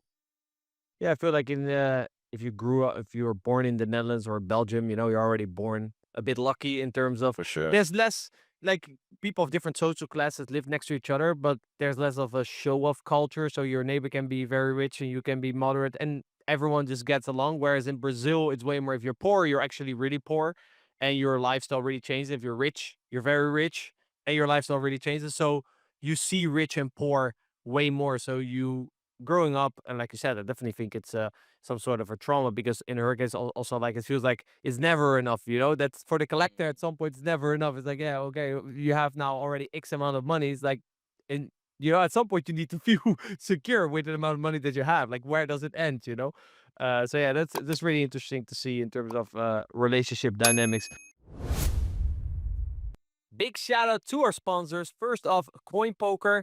CoinPoker is one of the fastest growing poker rooms in the world right now. In a world where sites seems to care less and less about the players, CoinPoker is showing good promise, listening to the community, and provide a safe and sustainable playing environment going forward. Join the action, get 33% rate back and 150% deposit bonus using code TMOP or register using the link in the description down below. Next is GTO Wizard. If you are a frequent listener of the podcast, you know that at least 90% of our guests use solvers to get ahead in the game, and GTO Wizard is by far the most accessible tool if you want to use GTO to get ahead as well. We are proud to announce a technological breakthrough. Introducing GTO Wizard AI. This powerful technology can solve any custom poker spot in seconds to high accuracy. Unlike pre-solved solutions, this allows you to edit the solving parameters. That means you can modify the ranges, change the stack and pot sizes, customize the betting tree, and automatically simplify and optimize your bet sizes. Brace yourself. The meta is about to change. So sign up to GTO Wizard using the link down below, gtowizard.com/mechanics. Get 10% off your first month and join the weekly coaching webinars, of which one every month is with me. Looking forward to educating you guys over there. But without further ado, let's get back into the more goodness in today's episode. I wanted to bring it back to a little bit of poker. You mentioned the transition to live. You even recommended like, oh, if you're already beating 500 average buy-in, maybe you should try to take a shot at like some of these live high rollers, right? I think that's what you said, that currently now that's where the ROI is high. But you talked about it like it was a transition that basically was literally the same game, or that's kind of the vibe that I got from, you just switched to live. So I'm curious, like, how was your experience switching from online to live, and what adjustments do you think are necessary? Like, how is the environment different? Yeah. So I actually, like I mentioned, had played a lot of live tournaments over the course of my career. Didn't really have big successes. Now, of course, going to Tritons is a bit different. But at the same time, it's not like it was the first time I was playing live. I just knew the type of players that were gonna be in those fields. I compared them to the strength of players in the online games I was playing. So and it just felt like, okay, players online are gonna be a bit tougher, and you're gonna have more recreational players in these live tournaments.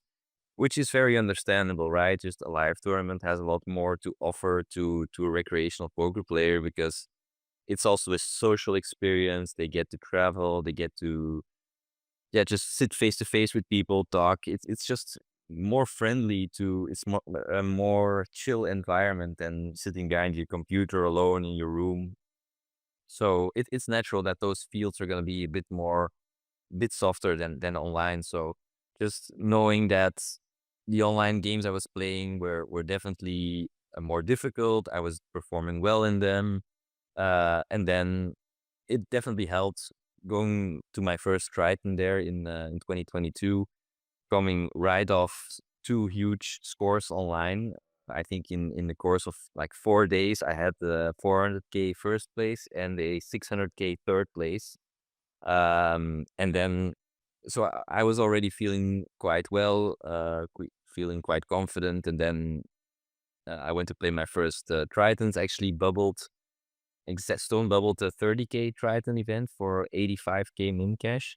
And then the next one was a 50K 6 max. And then I was able to come out on top of that one. So it's really a nice story of kind of the max pain, I would say, in the tournament. And then the max gain in the next one. So yeah, in terms of adjustments, sorry, but go ahead. Yeah, I was gonna say that is a big bubble. 30, 85K. Like, I don't know much about MTTs, but that sounds like a huge bubble. Yeah, true. Well, in some online games, you have like bubbles that are 4 or 5 times the buy. But yeah, I believe it was something like that, or maybe it was 78K. I'm not exactly sure, but it was definitely more than twice the buy-in by a bit of a margin. Um, How does that change like strategy both? I think let's go at like pre-bubble, because I guess having less chips hurts you more, having more chips earns you more. So how does that change? I understand like on the bubble, that kind of effects that would have, but how does that kind of change a little bit pre-bubble? Well, how I see it, the more important that the min cash is, the more important is to try to get to that min cash. So it just means taking less risk as the field narrows down. And especially when you're on the exact bubble, the ranges by which you can call all ins just become uh, very condensed, especially in those online games where I was mentioning 4 or 5 times the buy-in, and they're just like 3, 4, 5 people paid because of the small field.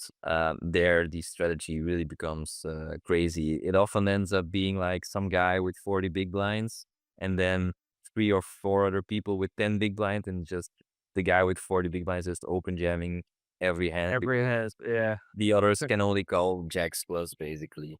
So how would that, like, obviously because the EV of being the 40BB guy is so much greater, how would that, for example, maybe if you're 2 tables or 3 tables do you make any adjustments? Like, is it worth taking a little bit more risk here and there? Because like it's a bit hard, right? Because obviously you're not gonna make a minus EV decision, but you could maybe make a minus EV chip decision that's higher variance, because in the future having the stack is worth so much more than just hanging on. Yeah, that's an interesting topic. I think there are quite differing opinions on this. If you ask maybe 20 of the best players, that you might get some very different answers. But I feel like it's usually not worth to gamble for a bigger stack, especially in this format, because the payoff is just not high enough. Like maybe in this extreme scenario where you're gonna be able to like put maximum pressure on everyone at basically a single table during the bubble, it's a very unique situation. But in general, if you're talking already about making a minus EV chip decision, it's definitely gonna be minus dollar in terms of ICM. So you're immediately like sacrificing ICM dollars and even chips to maybe get that big stack. Uh, well, maybe it's a bit hard to quantify the exact value of having that big stack because it also depends how the other stacks develop. it's really hard, but I feel like being conservative as you come closer to the bubble, especially as a mid stack, it is more, at least my approach, than thinking, okay, hey, if I double here, I'm gonna be the big stack bully, that kind of stuff. I don't feel like too much of that comes in, unless on the exact bubble where like people have to be extremely tight. But even then, that can only, especially when you have multiple players, it can only take a couple of hands that you're really able to capitalize on that position. If it's a single table with such a special bubble, of course things change, but that's kind of more of a rare occasion, and most people haven't even ever come into a situation like that, because the fields are usually bigger than the bubble happening on one table, right? Yeah, that's why I was so curious when you mentioned like this huge bubble. It's like, oh, that's pretty interesting. And this is like actually one of the things that you least liked about poker, right? Because we were talking about uncertainty, that and the fact that solvers game is that offer like some certainty.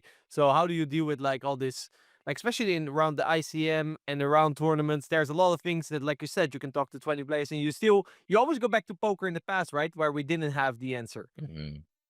Yeah, I think those type of situations just require another model to study. There are definitely tools that make these ICM calculations for you, and if you just input a different price pool, different type of min cash, and you see the outputs change. So it's definitely something.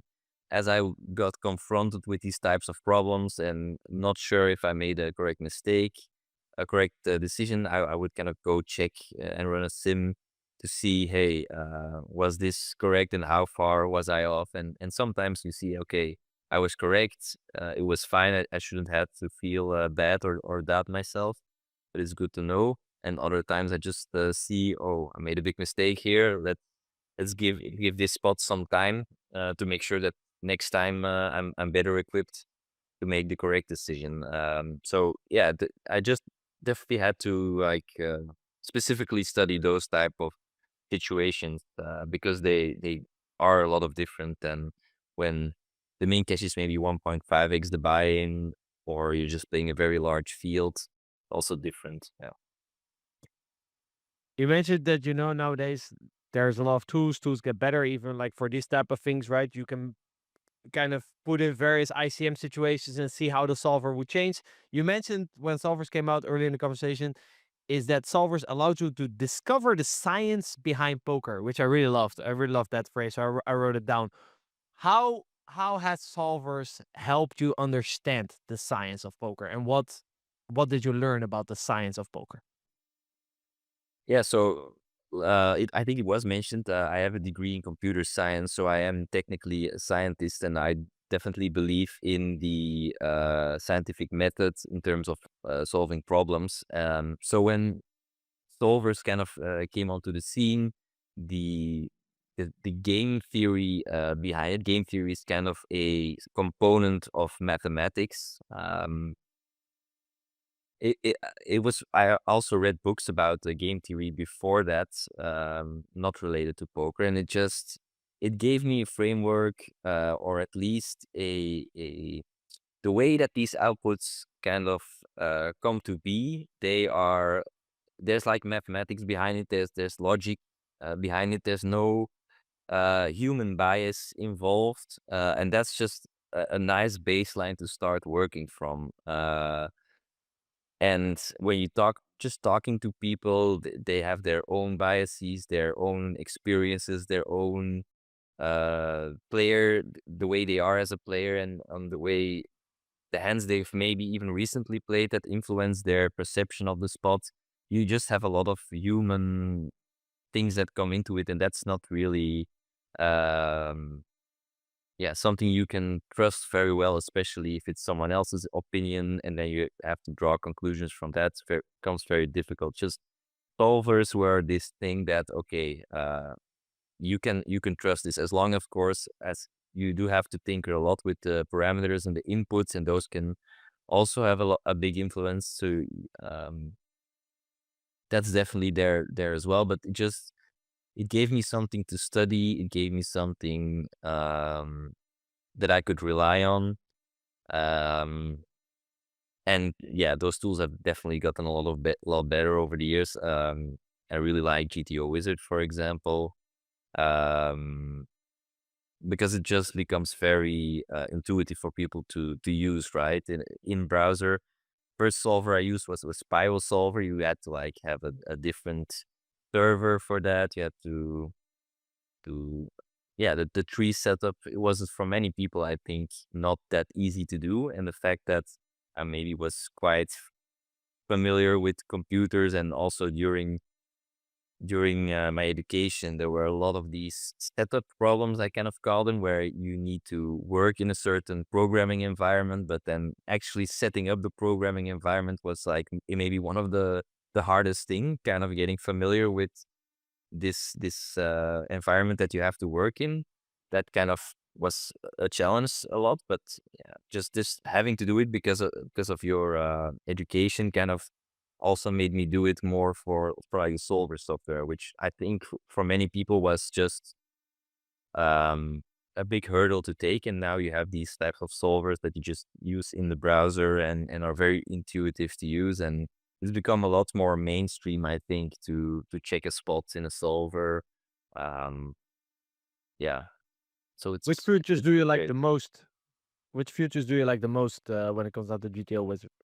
I think the training feature is great. I used to have something similar set up in the past, actually, when I still had the BioSolver library. There was this kind of program that lets you play against those um, hands that you kind of saved on your hard drive. So I was familiar with the concept before it, but I think it's one of the best ways to learn, because you're kind of just playing hands and seeing mistakes, and it comes closest to the natural decision process that you're taking at the online tables.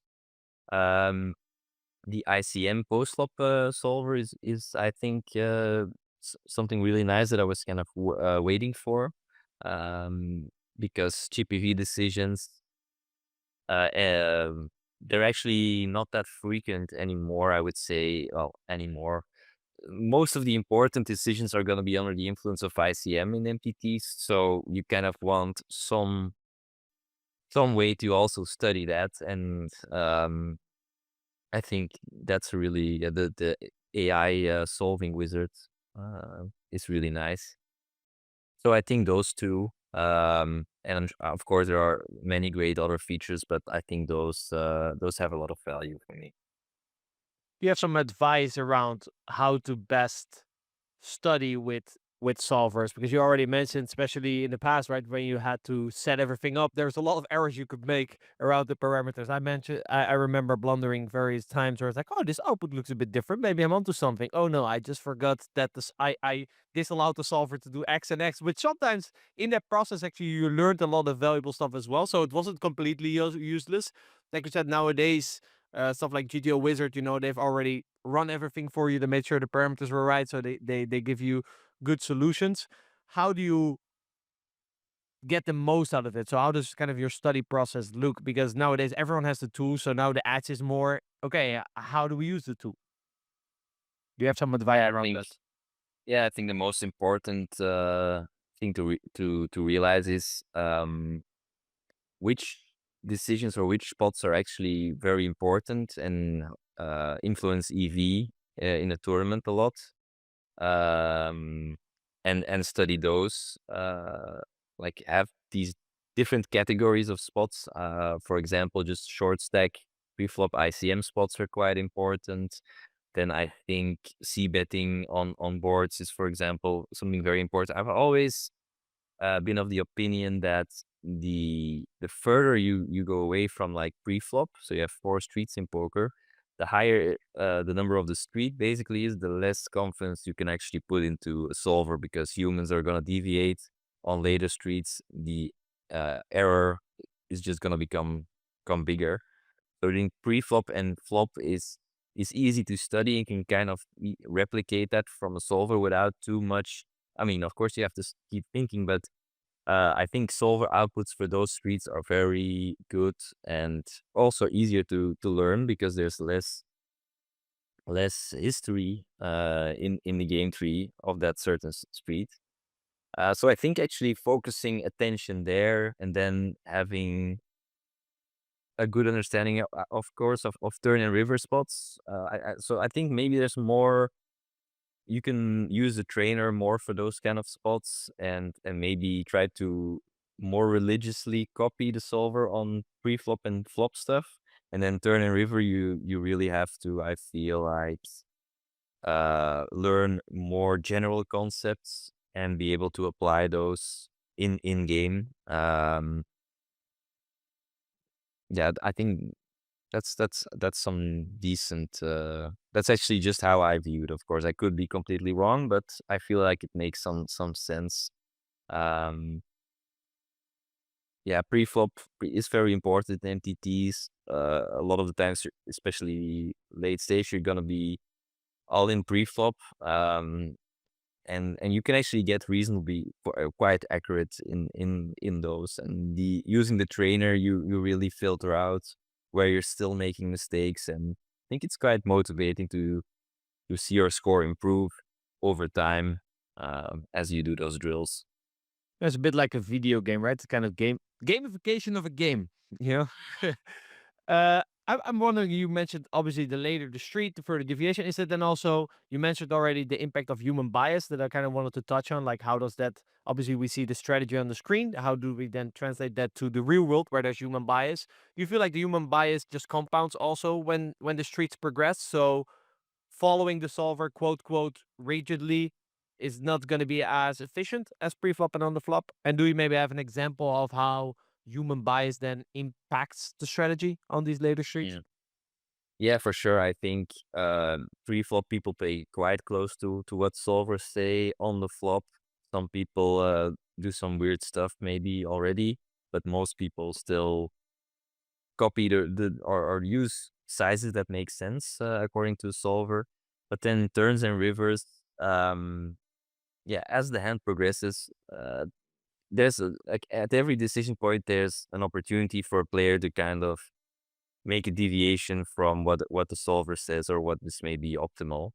And it's, yeah, as you get to the turn and the river, it's those deviations become more impactful on the eventual result of what a solver would still say. Uh, Best example maybe just on the river, where maybe the solver is saying, you bet call those hands, these type of hands, but then in reality the spot is usually under bluff. People don't find the bluffs, or and it's just burning money to, against most people in the population, to call so wide. They actually have to just by just folding more,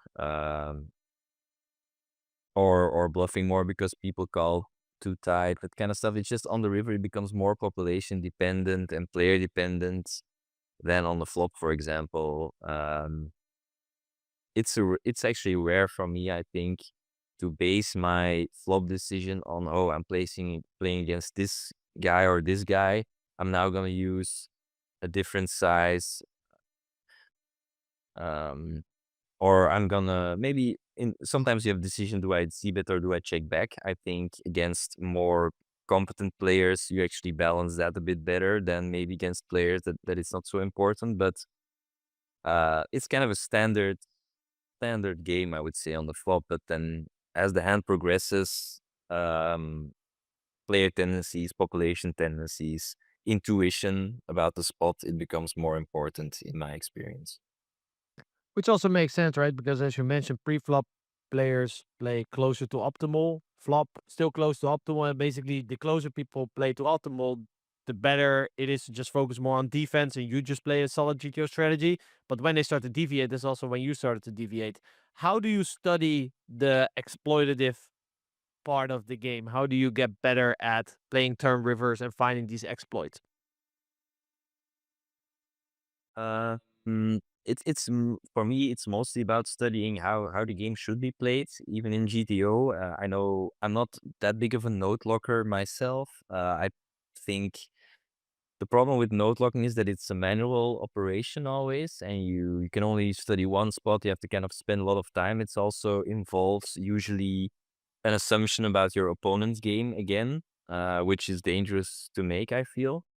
You're usually gonna end up with a lot of decisions that are close in EV, between, for example, checking the turn or continuing to second barrel.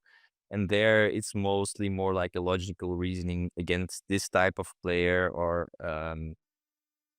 given how usually hands are being played, or how I think he will react, I'm gonna choose this option when I know in GTO it's the EVs are quite close, you know. If I feel like there's a clear best play, I will usually make that one. If it's close, then you just start reasoning, okay, against this guy in this situation, or what I want to achieve, I think I will do now this, knowing that it's even in a GTO context quite close, and kind of needs your own bias, your own input at that point to make a decision between the two very close options. Yeah, that's important to explain as well, because like in solver, when a hand is played pure in a certain way, it's usually because it just has clear heuristics that make that line pure, right?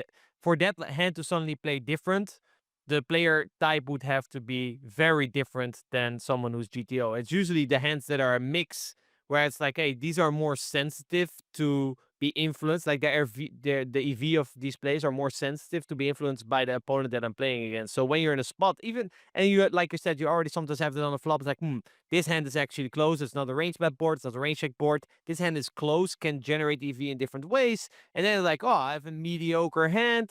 My opponent is pretty aggressive. Well, let's just check back and let him bluff me, and I'll just call, for example, right? So those hands require more thinking in terms of, how does this hand generate EV versus my opponent? And if you don't know anything about your opponent, or your opponent plays DTO, we go back to the solver, which said, yeah, you were indifferent anyway. So just do half, and figure it out.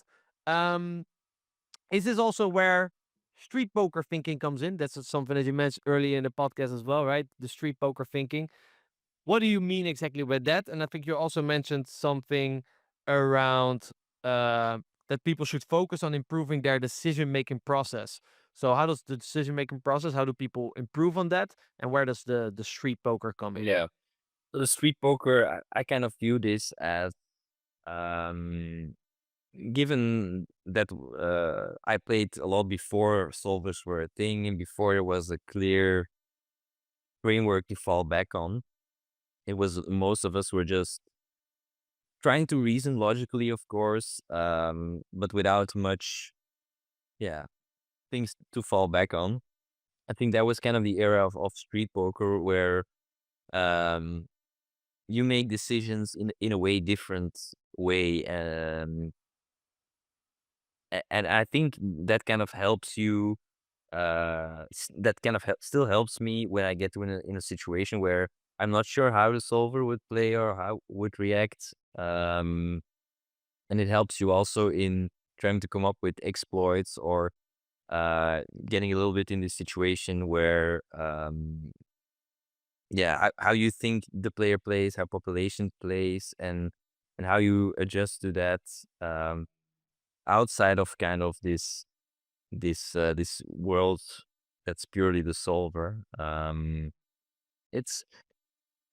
It's kind of the human element, the human intuition built up over time, and mostly trained through an era where you didn't really have solvers or something clear to fall back on. Maybe not the clearest thought process or the clearest framework in place, but you still had to make decisions, you still had to make adjustments, and having had that experience, I think helps you right now, when you're outside of your like known theory zone, and then the other, focusing on decision making process is basically almost the same, I would say, as trying to improve at poker, because of course poker is making a lot of decisions and trying to make the best decision, given the knowledge at the time, and making sure you're equipped to make those decisions, and most of that is probably gonna come through studying with solvers, and making yourself equipped to kind of deal with different situations as they come up at the poker table. And as I said before, probably focus on those situations that come up the most, that generate the most EV. Kind of improve as a player is the only thing you can really do if you want to improve your results, even though sometimes it might feel like, what does it even matter if I improve as a player? This guy just won a tournament. He's really not the greatest player. He's making these and these mistakes. I'm not making these mistakes, not having these type of results. For sure, in the live scene, there is this thing where you're just gonna have people run very hot over a 5 or 10 year period, even a lot of EV, and others are just not gonna have the results, even though they're great players. So there's also, even though you should focus on becoming a better player, and because it's the only thing you really can do, at the same time, all the results are just gonna be all over the place and not necessarily that correlated to the skill of the players participating in this tournament. So that's also a realization that you're gonna have to make, or need to have, is that while there's definitely a competitive element in poker, I feel like for true competitors, they might often be like kind of disappointed, especially in MTTs, because you're just not gonna be the best players are not really gonna be having the best results. It's almost very unlikely that the ones having the best results are actually the best players in the field, and it's kind of something you have to accept. It's what makes poker unique. It's what makes it a game that can be played for money, where actually good players can kind of reliably make money because of the fact that some worse players participate, and it's really what makes poker unique. But it is something you do have to accept, while at the same time still having a motivation to improve, and to become better, and to make good decisions, because that's at the end of the day the only thing that you can really influence and have an impact on. Yeah. Yeah, it's can definitely be very frustrating at times. Of course, every poker player knows, but in the end, yeah, there's a reason why people like to go play poker against the best and not chess against the best, right? It's just no fun. And I can definitely see how athletes that go play poker see how this might be a bit unfair. Like, if you're just a better football team, obviously there are some variants, but usually over a couple matches it will show that you were the better football team, right? Whereas in poker, like you said, 5 to 10 years variance in live poker. I mean, that's pretty insane. To touch on the decision making a little bit more, I was curious, like, when you make decisions, what for you are some of the most important things that you take in consideration? And maybe also, what are some things that in European people pay way too much attention to, or give way too much weight to when making a decision? It's a bit of a difficult question for me to answer, I would say, because for me, I'm not. I usually get to a decision, or to an idea pops into my head quite intuitively, and then I start thinking about it. But the core of the idea, or the core of the decision, or what I want to do, is usually already there in some sort of subconscious way that's being handed to me, and then you start kind of questioning that idea, or trying to find a flaw in the idea, or trying to kind of maybe convince you of something else, more from like the logical mind. um but that, yeah, it's really hard for me to like have like a really structured way. Of course, it's like, okay, my range, his range, the board, how it interacts, the stack to pot ratio, how the hand is going to develop over multiple streets, all that stuff is definitely there. But I would say most of like decisions come quite naturally to me. It's like not really a conscious way of thinking. Like you could say, okay, I'm gonna check or I'm gonna bet, and I'm gonna evaluate both options. And once I've had the pros and cons for each of those options, now I make my decision. It's different for me. It's more like, I feel like I want to bet, and then I start thinking, is this really the correct play? Maybe I should check sometimes, or and then maybe in only a minority of the case I actually change my decision. Um, it feels very intuitive to me most of the time.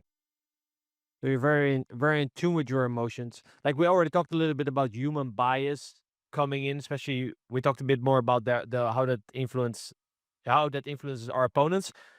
How do you minimize falling victim for human bias yourself? And what is, like, maybe you can give an example of a bias that you still sometimes feel like you fall victim to, that you have a hard time correcting?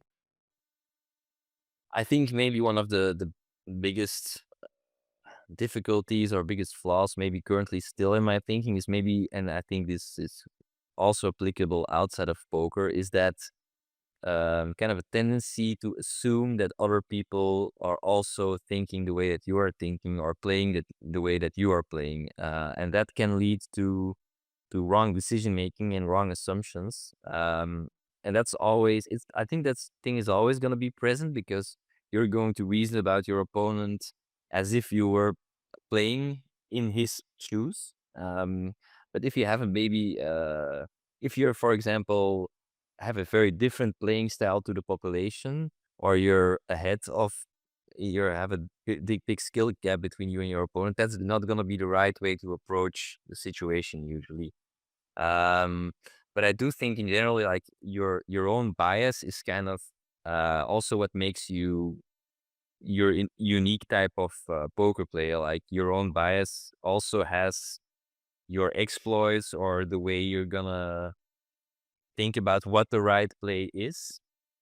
And I think it's also important to trust it, and but to realize why you view the game this way. And it does have some logic behind it usually. It's hard to give a specific situation, but for example, maybe at some point in the past, I believe like there was this tendency of just range C betting for 33% pop, for example, and then there was this as people started studying certain spots more, people started experimenting with bigger bet sizes on the flop, and then just thinking how it would like affect people, or how realizing certain people are playing suboptimally against this, and then kind of really trying to abuse those bigger bet sizes to get more folds, or to get sometimes more calls. And it's hard, of course, to describe we're almost trying to describe kind of, yeah, your strategy building, and how your way of thinking about the game is, and I don't think it's really fit to be put into words very well. But of course, the bias that you develop is kind of your nature as a player, and how you think you should be playing certain hands.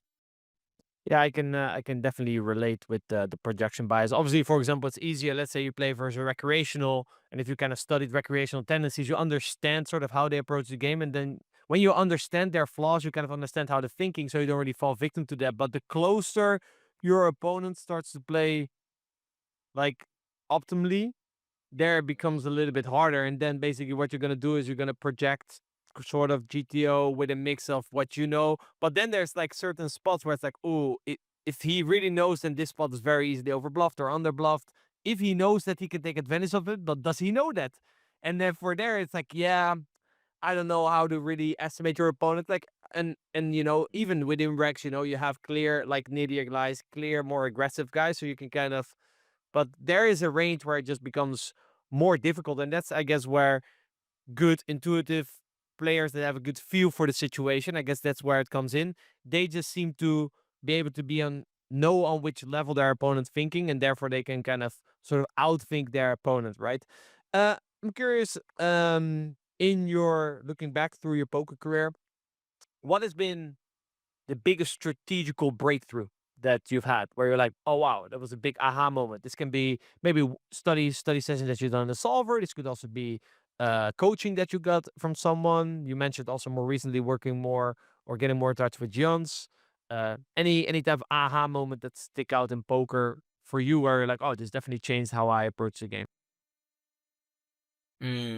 Tough. It's kind of tough to say. I maybe in the beginning when I started working with solvers, kind of studying, for example, for the exact same stack size, how under the gun, low jack, and button were playing the exact same board against the big blind, for example, and then how that kind of changed bet sizes, betting frequencies. I think that was really because I was coming from this situation where you play the small blind, you play the big blind in heads up.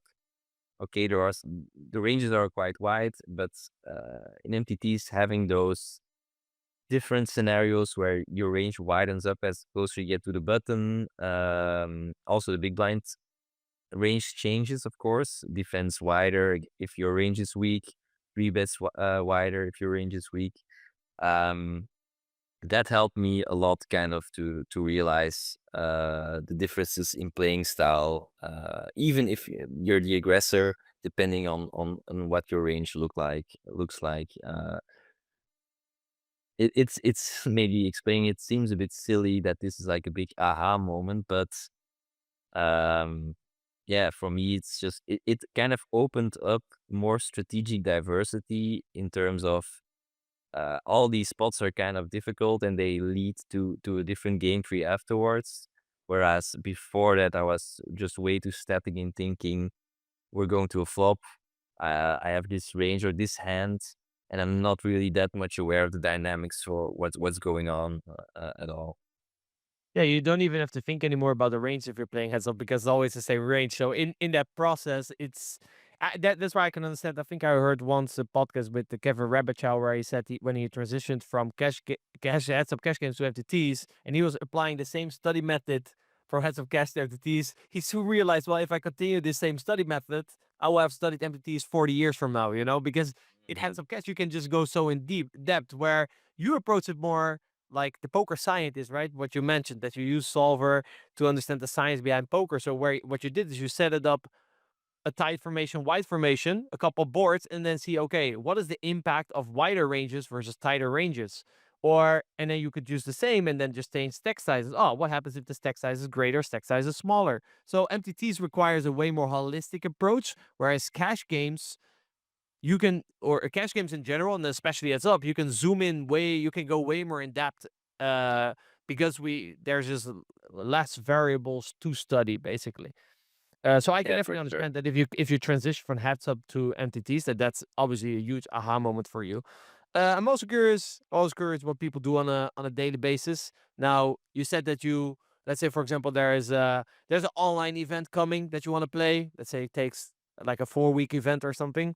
How does your preparation towards an event like that look like nowadays? And how does your day-to-day look like? So yeah, in terms of preparing, I will study a bit more intensively. Try to repeat certain important drills. For example, in a lot of online MTTs, you register quite often at the last moment, and you get into with 10 big blinds. There's about 33, 40% of the field left, and you spend a lot of time as this short stack. So those types of scenarios are actually quite important. So I would just like maybe play a lot of hands and try to get some confidence again, because usually when I haven't played for a long time, I feel like I'm a bit rusty. Usually it goes away immediately once I'm playing poker, but I always feel like, oh, I'm not in the zone as I used to be when I was just like thinking about poker, playing poker, maybe more intensively. So it's just kind of trying to get me into a more comfortable mindset, usually. Studying spots that I think are important, maybe more than I would if I'm not actively playing a series. And then in terms of the day to day, I try to get enough sleep.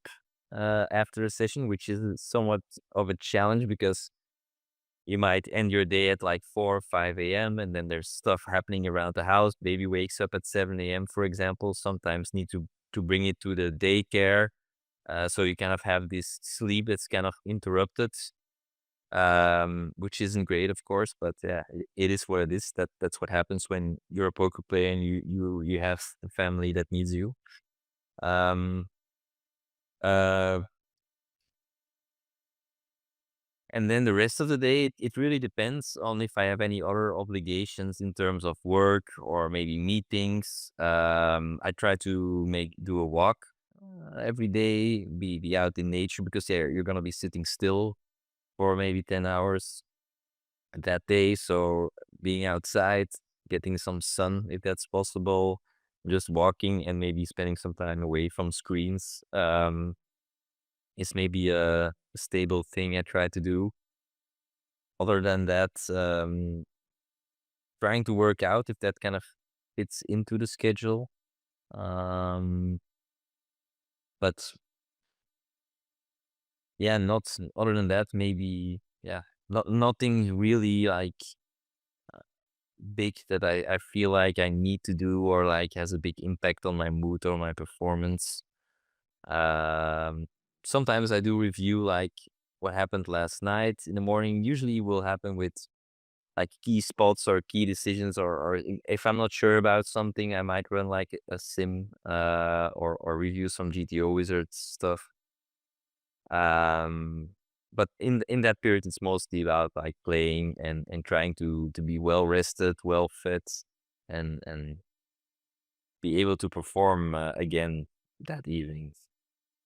What have you noticed really helps increase your performance? For example, are you into meditation? We had the Mr. Vosden on who would sometimes hop in a cold shower, stuff like that. Any like performance habits that you noticed that are helpful for you, or maybe any things that you like to do before you start playing specifically, like a little routine or something that you do in between breaks that's kind of holy for you?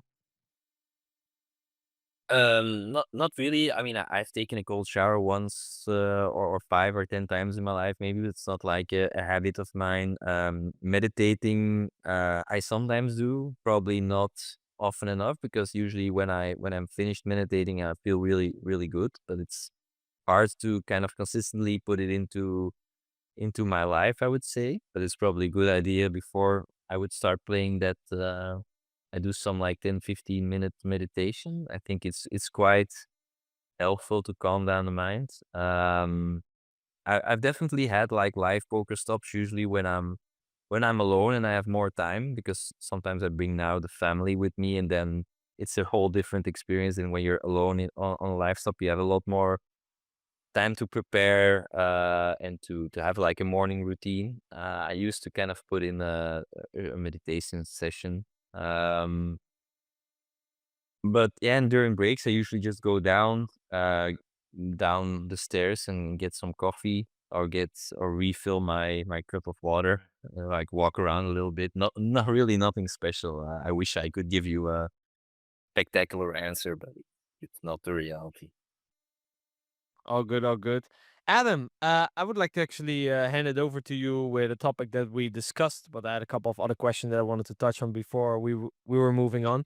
We mentioned a little bit about the projection bias, right? That was something that Peter also sometimes falls victim to, myself included. Sure, audience can relate as well. Any tips around the biases in general, but specifically the projection? Me or Peter are very curious for your knowledge. I was listening along to that as well.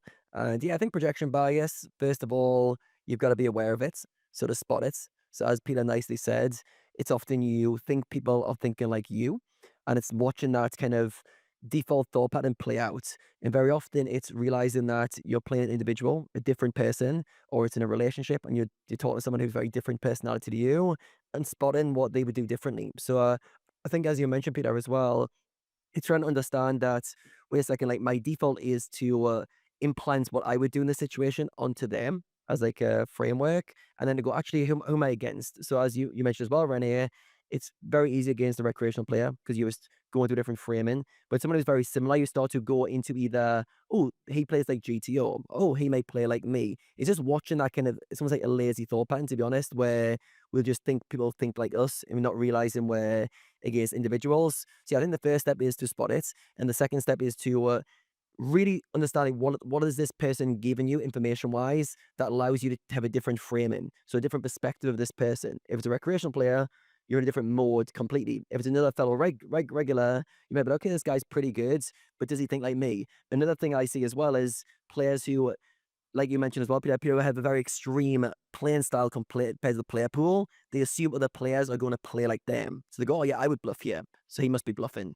And you put your style onto them.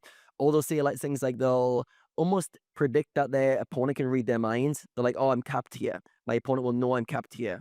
Therefore, I can't bluff in these kind of things. So yeah, I think it's just trying to be mindful that we have a tendency to do this. We, as Peter said as well, we often try to put ourselves in someone else's shoes. The problem with that is we're appearing in their shoes. So we often take our mindset with that. So we've got to try to break past that. And also just looking out for where it appears for you. I think a lot of reflecting on this. This is not like a quick fix, as you can probably realize. It's been aware, where do I project onto the people? Where does that projection go wrong? So you guys have spoken about biases a lot, and I think it's knowing where your biases take you off the wrong track. Where's my bias take me in a direction that leads me to make mistakes? Those are the biases that we really care about, and those are the ones that we need to pinpoint. So yeah, when I work with players on biases, I generally get them to build awareness around their own biases, the situations where they come up, and then trying to come up with solutions for those situations of when this happens, how can I change the framing of the situation so I don't go to my default of projecting what I would do onto them. Sometimes it's great, other times it's a big deviation. So yeah, it's a work in progress, and biases are really tricky. Just as a thing is, it's one of those things we can be aware of intellectually, like Peter talked about, experience versus knowledge. Biases are very much in this category. We can do a lot of studying of them, but until we understand through experience where these biases impact our decision making, and we feel the pain of a lot of times, and we start to go, wait a second, this bias keeps showing up in this situation, and we work backwards to go, how can I pinpoint that? I think it's going to be patient with that process to unravel it. For you, Peter, any more biases that we haven't talked about? You did say a projection bias. Rene's opened Pandora's box now. So any of the biases that you've noticed for yourself? I always feel like intuitive players are often more prone to bias in the fact that they're basing decisions of how they're feeling in the moment, which is where often biases live. Any other kind of biases you've noticed or have to work through over your career? Well, I think also maybe kind of a characteristic of biases is usually that you're not really aware of them. If I would be like more aware of a bias, I think I could do some stuff to kind of reduce the impact of it. So can't really give you a clear answer on that. There's probably definitely wrong assumptions I make about how opponents play or how I'm playing certain spots for sure. But I also feel like, well, these biases, it's kind of like your impressions. It's the way you play. It's kind of what makes you your unique type of player.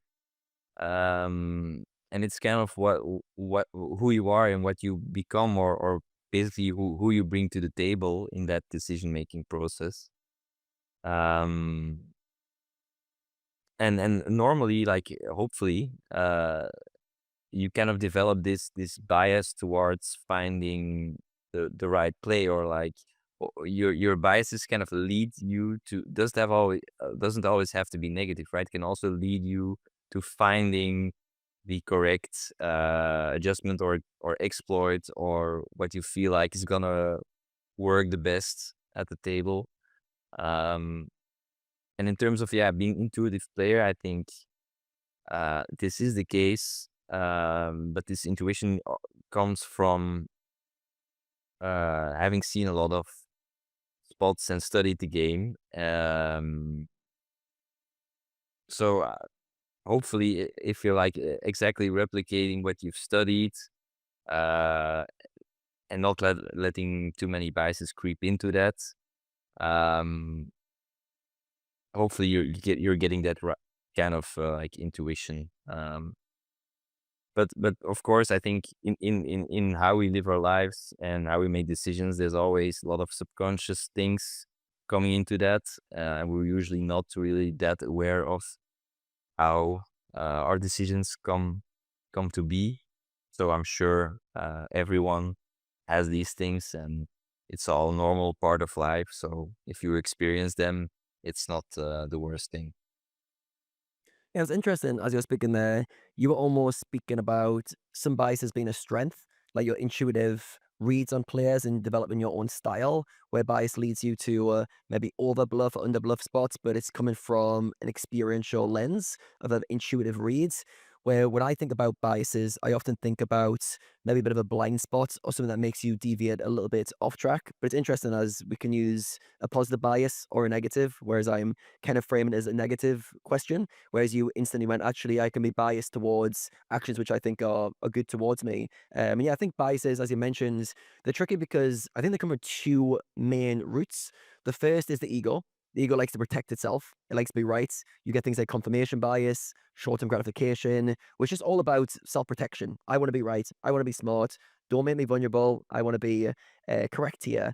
And the second bias comes from blind spots. And blind spots are the brain's shortcuts, fast circuiting. So anchoring bias, we see one piece of information, we have a good first impression of somebody, we're like, oh, this person's good. Oh, this hand's strong. And we use a shortcut of the brain to make information easier to process. So often when we look downstream of where bias comes from, it's like it's an ego protector or it's a blind spot. And like, as you mentioned earlier, awareness of these is important. And yeah, we can almost certainly have biases towards the good behaviors or things that lead us to decisions that through experience and intuition we've molded to make good decisions. So for you, being an intuitive player, I find a lot of players who do play a more intuitive style have to be quite accepting of mistakes. And I say that because when you're intuitive, you're almost like trusting yourself to solve problems as they come up. Whereas a more logical framework have a little bit more of a fallback. If you have a GTO framework and you make a mistake, you can go, oh, what does the solver say? I'm okay. Whereas intuitive players can kind of go more extreme, they can go one side or the other, and they just trust themselves in those moments. So as you've developed throughout your career, how have you dealt with making mistakes and been accepting and moving on from mistakes throughout your career?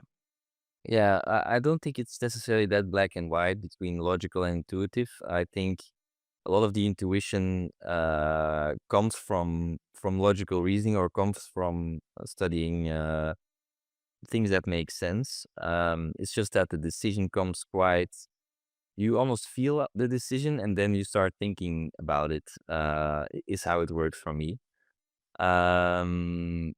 So there is definitely something to fall back on for me. Like I do put a lot of faith in solver outputs and what we can learn from them and how we can like use them to judge the decision we just made.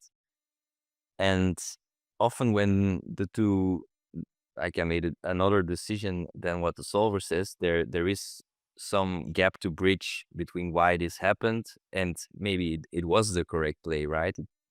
The solver doesn't always make the correct play exactly in game or against certain players or against the population. So, but it at least asks the question. It's at least something where you can compare your own decision against, and that's is like a base to kind of figure out the problem after it has happened in preparation for the next similar problem that happens in the future. And in terms of dealing with mistakes, it's mostly about accepting that you're gonna make them, thinking about how can I avoid making mistakes in the future or lessen the impact of my mistakes. I think that's also a big cornerstone of my game is that I try to make, if I make mistakes, try to make them as small as possible so that they don't have a huge impact on my ROI or my EV. I think I do some things really well, better than other players, and I probably do some other stuff worse than the other players.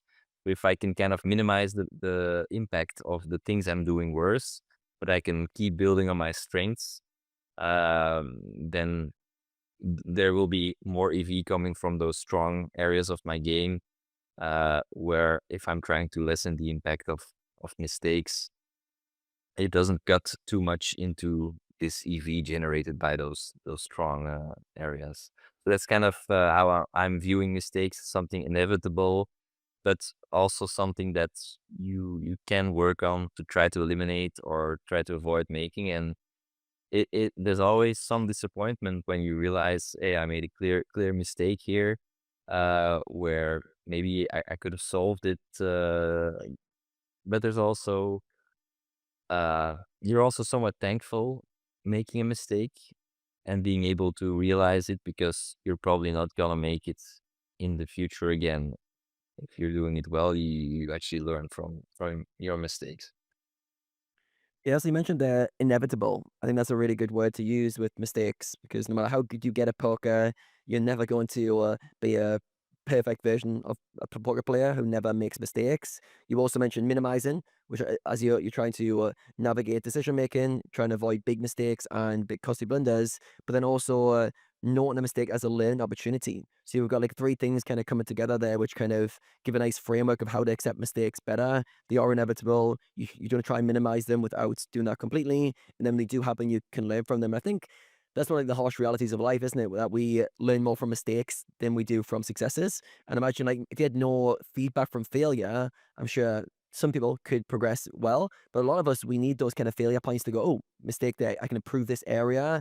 And the mistakes are like the flashing light of work to be done, work to improve on, and over time that leads to a better version of yourself. So yeah, good stuff. I also like how you push back on that kind of intuition versus logic, and there isn't like a clear winner. It's like an interaction between the two. I thought it was a nice way you phrased that, because I think it's a accurate representation of how we're making decisions. We may have a stronger preference towards one, but we're constantly logically working through stuff, as well as using some sort of intuitive read coming from a maybe larger subconscious conscious data set. All right, you've had a long career, so I do want to do a bit of reflecting on that journey you've had. What would you say has been the greatest contributor to your success in poker?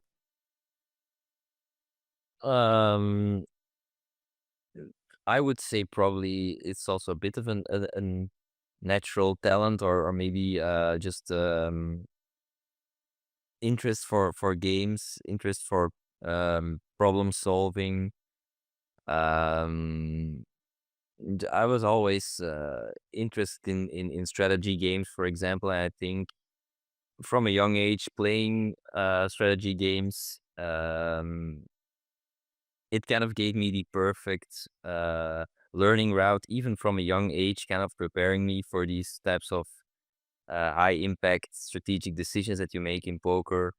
Um, I really think playing strategic video games is probably like what was the best preparation for me, and kind of what led me to do well, or kind of um, yeah, made me set up to be maybe a player that was able to improve fast or progress fast. I think um, the things we do as a child have a big impact on who we are as an adult. And yeah, from when I was like 4, 5, 6 year old, I was playing these games like Age of Empires and Pokemon Game Boy games and all that kind of stuff. And I think it really helped me just develop a love for games and for strategic decision making, uh, while also, when my mind was still young, kind of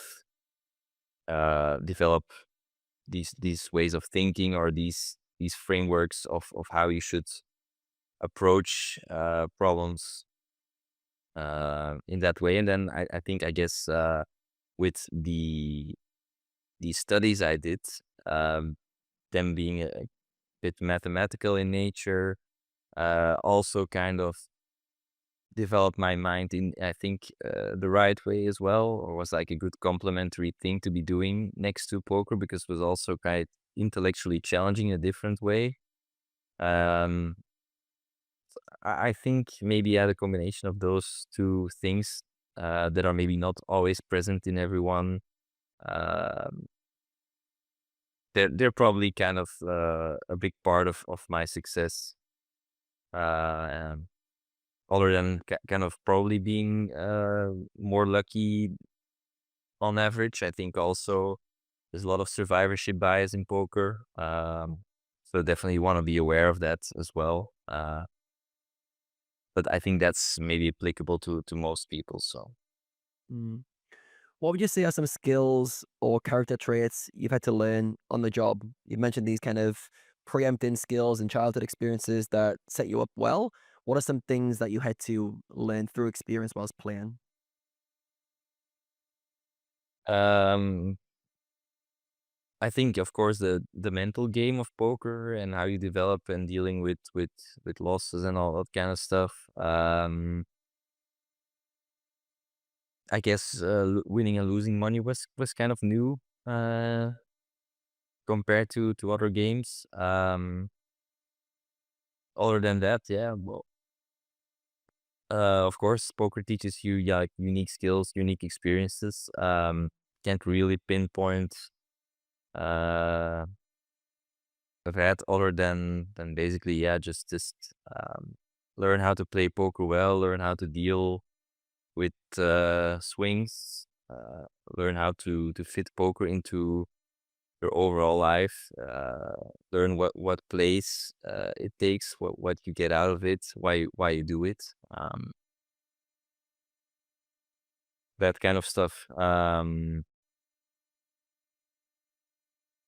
Yeah, maybe it gave me some more confidence as well in finding some type of identity in success. Um, realizing you set a goal for yourself, realizing it, that does give you some satisfaction, some confidence, some um, sense of accomplishment and achievement that really helps with happiness and all that kind of stuff. So Mm. yeah, poker has been great, and I'm really happy with the place that it has been able to take in my life. Yeah, one topic we've touched on but not went as deep as I would like is around patience. And I think for you, you've obviously worked hard for a long period of time. Right now, you're probably towards the pinnacle of your poker career. It's very easy to think that success has come easy. And I know a lot of players struggle when they have periods of many years of not living up to their potential or what they feel like they could do. I think a lot of things, if you're good at something, you see a lot more direct feedback, especially like if you're very good at sport, you often win stuff. In poker, especially MTTs, as you mentioned, there's a lot of variance, a lot of luck, and you may just have really high dreams and aspirations, but not hit those for a long time. And I feel like for you, just listening to your story, it feels like you've been able to instill a lot of patience whilst being driven, working towards goals. I think that's an underrated quality where other players might get overly frustrated or give up on their pursuits. So for you, how have you thought about patience, or how do you feel that you've been able to cultivate patience to stick the course even when things haven't been going your way? Yeah, I just think I wasn't that focused on results most of the time, and just really enjoyed playing, enjoyed improving, and tried to make the best decisions at the table, and seeing what came from that, and not being too focused on like the result and all the financial stuff that maybe comes with it, having like financial pressure to perform, or maybe being in makeup for some people and having to grind that back, not having all this outside pressure on your poker playing. I think is definitely, yeah, it can be definitely detrimental to your motivation to play, and in your ability to perform. So yeah, there was patience involved for sure. Um, Not that I felt like uh, I was waiting for something. I was just playing and improving and trying to achieve stuff. And sometimes it took longer for me. Um, but yeah, I mean, how it is for some. And I'm kind of grateful for that in the end, because it made me kind of strive to be better all the time, instead of having a big achievement and then kind of resting on your laurels because you've just gotten it. Yeah. Mm. Yeah, I think it's trying to get that balance right between trying to improve, trying to make progress, trying to become a better version, then trying to align that with a goal. That's the direction for that. So I'm curious to know with you, what have been some of the bigger goals that have taken a long time to reach over your career that you've set as a target in your progression, in your growth path, that when you got there, it was a nice moment or it was a long path to get there? Yeah, for MTT player, usually there's just gonna be a big score in terms of tournament with a high buy-in or with a high prize pool, and then a satisfactory end to the tournaments. I think I've been quite blessed with, if I make final table, I usually have a quite good placement. I have quite a lot of first places when you compare them to how many final tables I kind of make. But maybe I'm not that often making a final table, but when I make it, I usually have a good result. In terms of Triton final tables, for example, I think I've made 3 and I've won 2, so that's an exceptional result. Yeah, winning a tournament is really the goal. Well, not really. Well, it's the ultimate achievement. But the goal is usually to just make the best decisions and get the spot in the tournament that you you basically get, that just happens, right? It's you make good decisions and then um cards fall in a certain way and either you're still in or you're out, and you can't really influence that too much. um but yeah, winning a tournament is of course the ultimate satisfactory moment as a poker player and as an MTT player. And just those 2 Triton wins, they were very big in terms of the score itself and then the whole atmosphere around it. Yeah, it's just very nice to have people back at home rail you, support you, all that kind of stuff is really nice added benefit. What makes the Triton stops so special? It seems like a lot of high stakes players really have them as the pinnacle of their year at the moment. What is it about the whole Triton experience which you feel is different from other high stakes tournaments? Yeah, just really the focus on high stakes tournaments in the first place, then the level of execution, and then just the attention to detail, the quality of the competition that they organize is just very, very good. Also, the fields are just a nice mix of really good players mixed in with more recreational players that just want to compete, have a lot of money as well. So there's for us regulars, there's quite a bit to be made, I would say. There's also tournaments every day starting. It's just a nice grind. Like one tournament's done, doesn't matter. Tomorrow there's gonna be another one. Very often you're able to register into day 2, or the late registration ends very late at night, so you're kind of constantly playing. Um, and every tournament feels like a new chance. It's just, yeah, it's a really nice experience for sure. It's my favorite stop, and one where I've also had like some really big success. So for me, it has a special place in my heart for sure. Nice. Yeah, it seems to be the big aspirational goal for a lot of aspiring poker players now. I think they've done a very good job of marketing it as a pinnacle experience, something to strive for, maybe even more than any other events, as I'd say at the moment. So yeah, it sounds like your experience has correlated with that as well, which is really nice. What would you say is the one thing poker has brought you that you didn't expect getting into poker 17 years ago? Well, I never really expected, I guess, to make it this far. Or yeah, or travel as much as I've done for those live tournaments. I'm not sure I really thought too much about the future or how I would be playing poker in the future. I definitely wasn't thinking I was going to be a tournament player, for example. Um, yeah, I really appreciate also the people you meet through poker. For example, at Triton Monaco, there were a couple of old school poker legends, I want to call them, that have since moved on to other things, that are now coming back because they were successful at that other thing. They have a lot of money. They start playing poker again, and it's just Nice to meet like smart people, have interesting conversations. I think that for me is also a kind of underrated benefit of the situation that I'm currently in. That it's just a nice atmosphere of good, chill people. And you see them every stop, and you improve your relationship slowly over time. Sometimes you're by chance seated next to someone that you get to know better, or not. And so it's kind of this mix of randomness in what your experience is gonna be like is is also like really nice. You never know what you're gonna get, and you don't know which tournaments you're gonna do well in, if you're gonna do well in a tournament.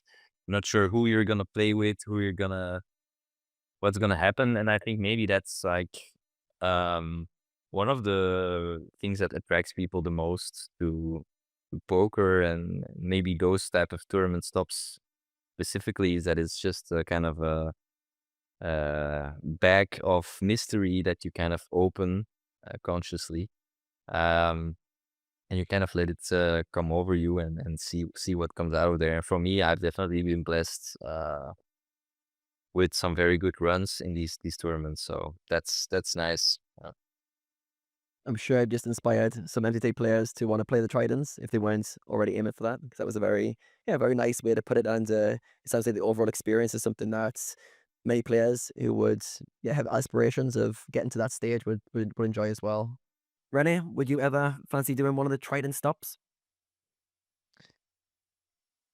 Interesting question. I mean, over the years, I've gotten more and more respect for MTTs and how complex they are, and how easy it is for cash game players to overestimate their skill, because all my skills are basically worth very little when the moment, basically when the EVs start to be made, at the shorter stack, ICM, final tables. I mean, I'm clueless. Like I think it was the last live event I played. I did actually final table, and I reviewed it afterwards. I thought I played pretty well.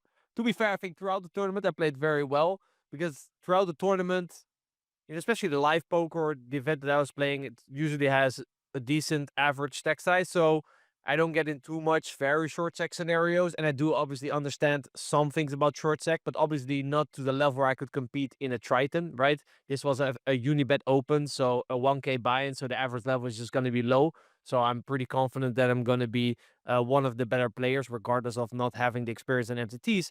But then when it came to the final table, and I reviewed it with an MTT player, there was like a whole different philosophy. Like I was trying to get in there, and he said, no, you shouldn't be in there. You should just fold so the other guy shoves, because then he's going to bust more. So basically, by you opening, you've now eliminated the chance of him busting by X%. I was like, huh, never really thought about that.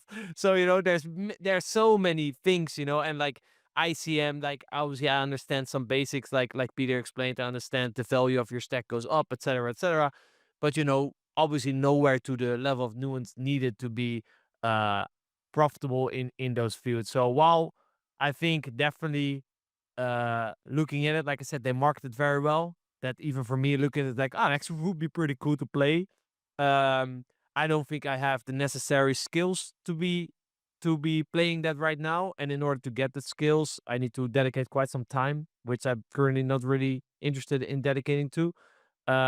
Then if I would play it for fun, I mean, I think the lowest one is 25K, if I'm not mistaken. Yeah, it's pretty expensive just for fun. I mean, honestly, if I just compare it to okay, what would be like my ROI? How much will I actually lose? So if I think about it in those terms, then I'm like, okay, I'm willing to, I don't even know how much I would be losing, but let's say it's, I have no clue, but let's say it's 10%. So I'm paying 2.5K for the experience. I mean, I went on holidays for 2.5K. So if I compare it to the holiday, but obviously, that's over the long term. I'm sounding like a fish right now. Explain. They say, yeah, but that's in the long term. I hate these discussions.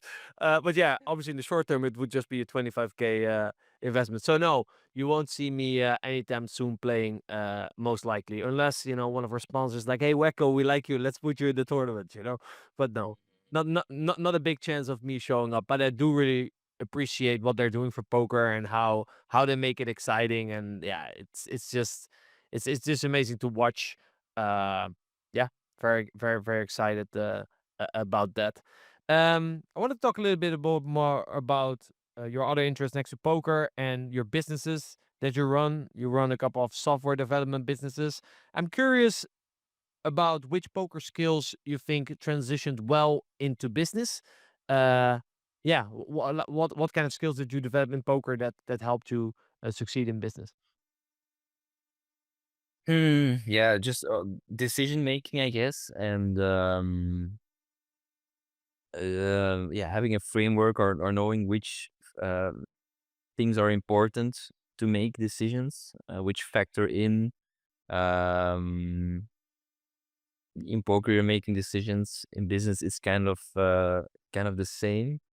Um, just analyzing situations, analyzing the markets, um, finding kind of a competitive niche. Is yeah. I'm not sure the overlap in business and poker is that big. Um, Poker you do kind of on your own without too many other, at least I've done this mostly on my own. This is maybe a big difference between some other players who usually have like more of a group around them. For me, poker has been more of a solo activity, especially the last few years. Whereas in business, there's only that much you can kind of achieve on your own when you're starting a company. Like, okay, you can have the idea, you can have a whole blueprint, but then you're gonna have to find people that you can convince of your vision and can help you execute on it. So it's more about people. It's about communicating your vision clearly to those people and having them efficiently work on it.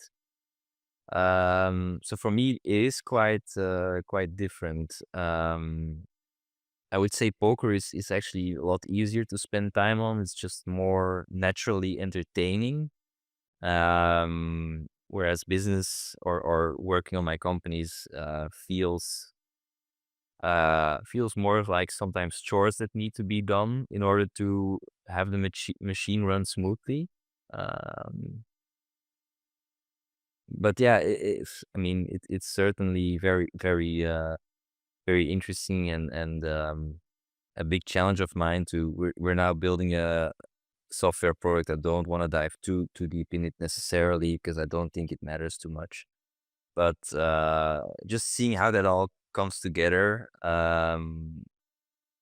and kind of being the head of a team, it's a nice experience to have. It's nice to have options outside of poker, to be able to do something intellectually stimulating that is not just a poker hand always, and to just have like a different thing to put time and energy in is yeah. I'm really grateful that I've been able to cultivate something like that in my life as well. I can relate in terms of transitioning away from poker. I think you also mentioned earlier in the conversation, basically putting you in a situation where there's an opportunity for growth also in a different direction, right? Than just thinking about poker hands. It's interesting that you also mentioned that while I think poker players are very skilled in one area, they can be very lack a lot of skill in a different area. I met a friend of mine who was doing an MBA in Rotterdam. He's a project manager, works for like a big consultancy firm, and I worked together with him on the business a little bit. And he said it's really interesting that I can have very high level conversations with you, but sometimes it's like I'm talking to a fucking baby. It's like because I've specialized. We learned into a very specific direction. Have you noticed something similar in your business where they're like people are like, oh, wow, I can level very high with you here, but then on other levels, like, come on, an average employee would do this better. Yeah, definitely, because I've worked with guys that have just after they completed their studies, they went on to work for an employer, so they have a lot more experience in software development, for example.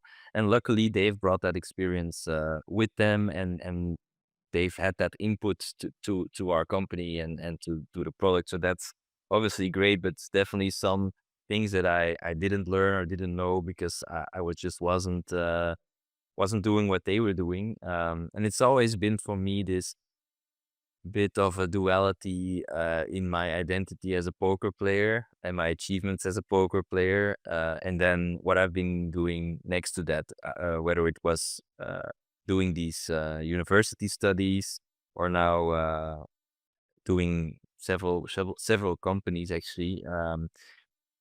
It's like your identity is not really that clearly defined. Like, are you a poker player? Are you a entrepreneur? Um, because you have to split your time between the two, and sometimes it feels like you're both, and sometimes it feels like you're none of them. It's tough. Sometimes I would think just focusing on one thing is like it's easier, or it's less complex, or it's the path to what you want to do or need to do is way more clear, where now it's there's always this thing I can fall back on the other part, or if I feel like I'm not succeeding at one area, there's always that other area in my life that I can feel good about, or I can get some form of satisfaction from, or achieve financial success in. Um, that can be dangerous because it can kind of demotivate you to excel at one or the other. Um, but I mean, for now, it's been going quite all right for me, and I'm doing well on both fronts. So while there has been a struggle, I feel like currently at this moment, uh, yeah, I'm really happy with having opportunity to well try to achieve something great in both fields.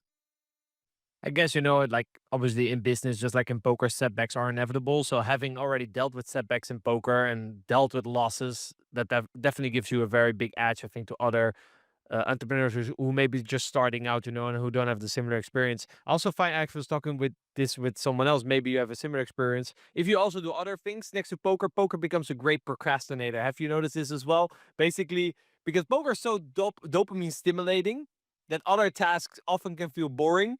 And then poker is like you do something, but you should actually be doing other tasks, but you can tell yourself that you're being productive, right? Because you're playing poker, but it's just like it's just a great procrastinator because you get your dopamine. And have you noticed anything similar? Yeah, for sure. That definitely comes into effect. I don't want to call it an escape necessarily, but it always feels like, okay, I go on a live trip for 2 weeks. I know the company is in good hands. Like the development process is being taken care of quite professionally, but it's still like, okay, don't want to call it an excuse, but it's like, because it's poker, because it's about high stakes, and it's probably quite also makes decent income probably, or EV. It's like important to do, or it's worth to do, and it becomes this thing that's worth it, or that it's okay to sacrifice something else for. Whereas if that wasn't the case, I guess I wouldn't be able to kind of get away with it for myself, and maybe even for my environment as well. So it definitely, like you said, I can relate to that. The thrill or the dopamine you get from poker is I don't want to necessarily call it addicting, but it's unique, and other type of activities don't necessarily come close. So um it's easy to fall back on, for sure. Yeah. You mentioned that when you're at the stop, you know that the company is in good hands. Obviously, in order to do the amount of things that you do, you need to delegate and find the right people. Something that you mentioned. Could you maybe give some tips around effectively delegating? And I think I heard the terms once, working less in your business but on your business. So I guess that you could probably relate to that. And how to find the right people. Yeah, so most of the people that I'm working with in the projects I'm doing, they're actually guys that I know from university. So I know them also on, like, I would say, a personal level. And after that, other people joined that I maybe know less personally.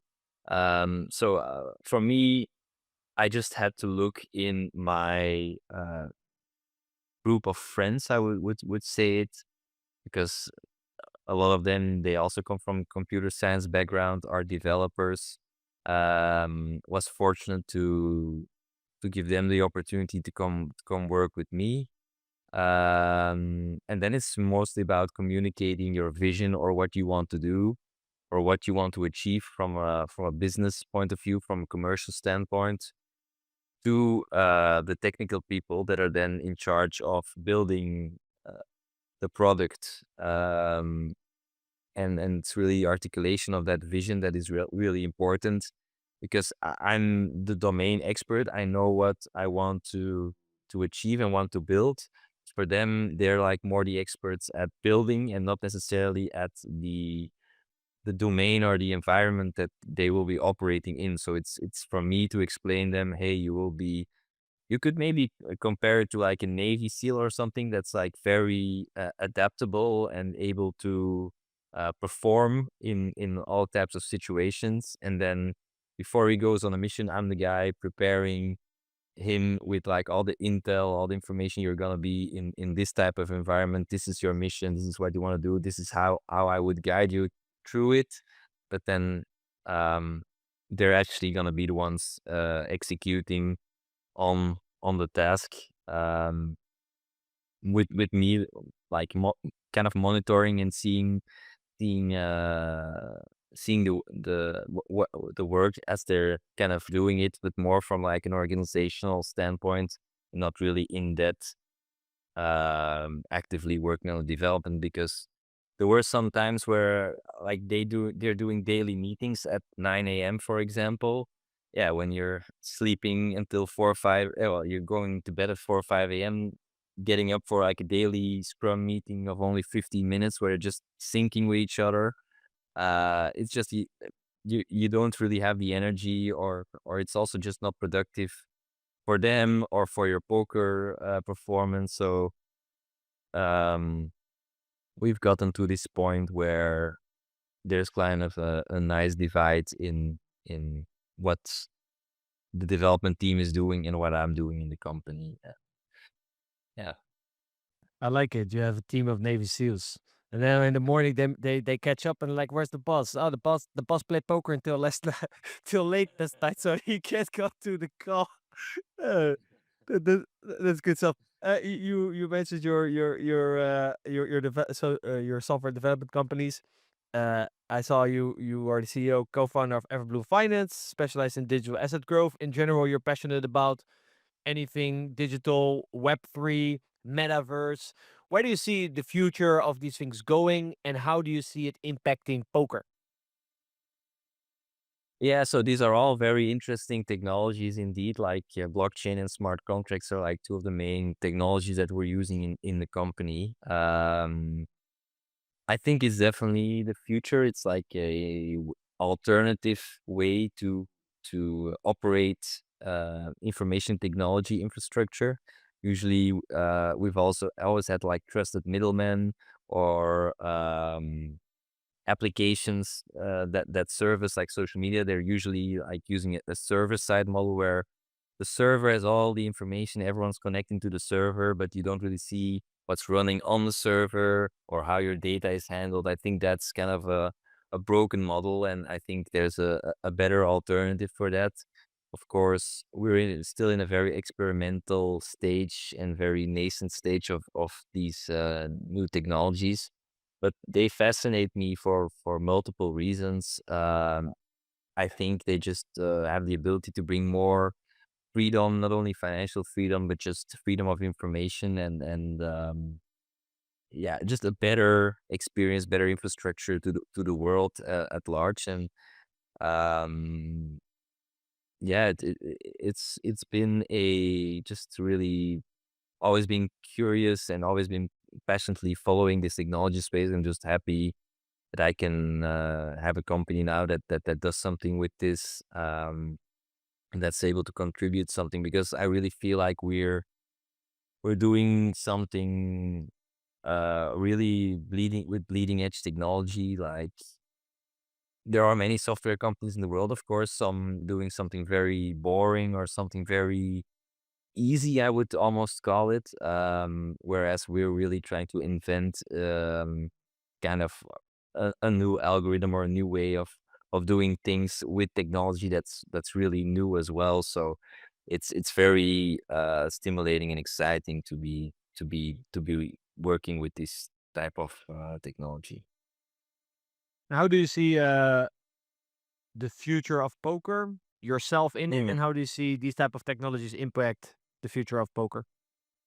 Yeah, you already see kind of poker sites kind of integrating stable coins or doing their random number generator on chain. I'm not sure if I think there's that much value in the second part. But certainly for payments, I think stable coins are very beneficial for gambling sites.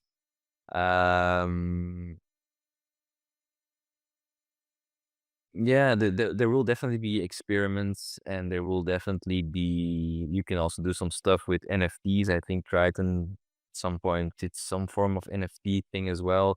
There's gonna be people are gonna try new things.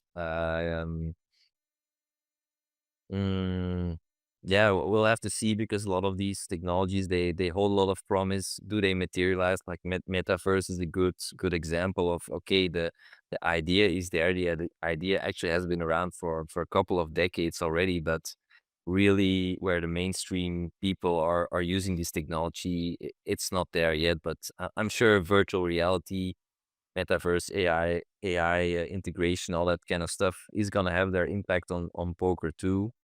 Um, but it's always hard to predict the future or to even reason about the future because I think if I would see a meaningful way for these types of technologies now to improve poker or to integrate with poker, I might be the one building those type of applications. So um, I'm not sure, but I'm pretty sure that there will be impact, and we see it slowly with stablecoins becoming a great medium of exchange for poker sites. It just gives a lot of flexibility to poker players, and it's in those areas where it has like immediate benefits for people. I think poker community has always been quick to adopt these new technologies.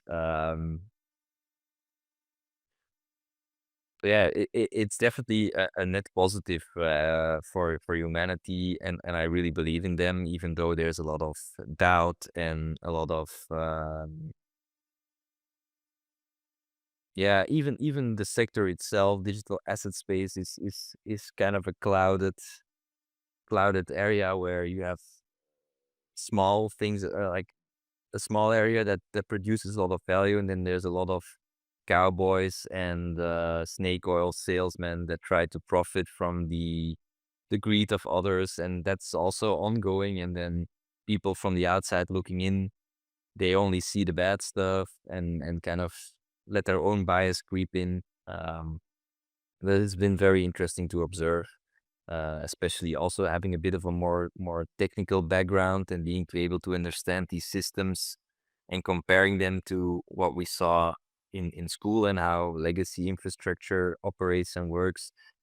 It gives you another dimension to understand everything, and it's definitely next to poker also like a passion of mine for sure. Like the future is gonna change a lot, right, compared to how we know it now, and that's basically ever growing. Like technology grows faster and faster. How does that impact? With more of a personal curiosity question. How does it impact in how you want to raise your children? And like, for example, quote quote traditional school systems and stuff like that. I hear, I follow like some influencers that are like, no, we're not gonna put our kid in traditional schools because they prepare for something that may not be there in the future anymore, or that may not be something that they believe in, or how they've achieved success. How do you see that in terms of parenting Mm-hmm. your children going forward in the future that's unknown and fastly changing? Because, for example, I could prepare my daughter for a job that's no longer there in 20 years, for example. That Yeah, true. is considered as sometimes here. Now, of course, like it's still gonna be quite far out until they really have to make like a decision for a job. But I guess looking at elementary school when they're like 5, 6 years old, by then I think AI will have progressed even further, and hopefully I'm pretty sure there's gonna be technology that will help people or children learn, or gonna be like their AI buddy or assistant that they're gonna chat with about and about learning stuff, and that it's kind of assist them with learning, or teaches them like in a playful way about things. I'm not sure if the school system is gonna be adjusted to these types of things. Usually, um, it probably will be quite expensive, and usually it's a very slow ship to change course. The education system, at least here in Belgium. So Yeah, that probably it's going to be more the private sector, right? That's going to be fastly adopting. And like, I don't know how that works in Belgium, but it's probably similar to the Netherlands. If you want the government, it has to go through controls, and then it has to be regulated to all schools. Before we're there, yeah.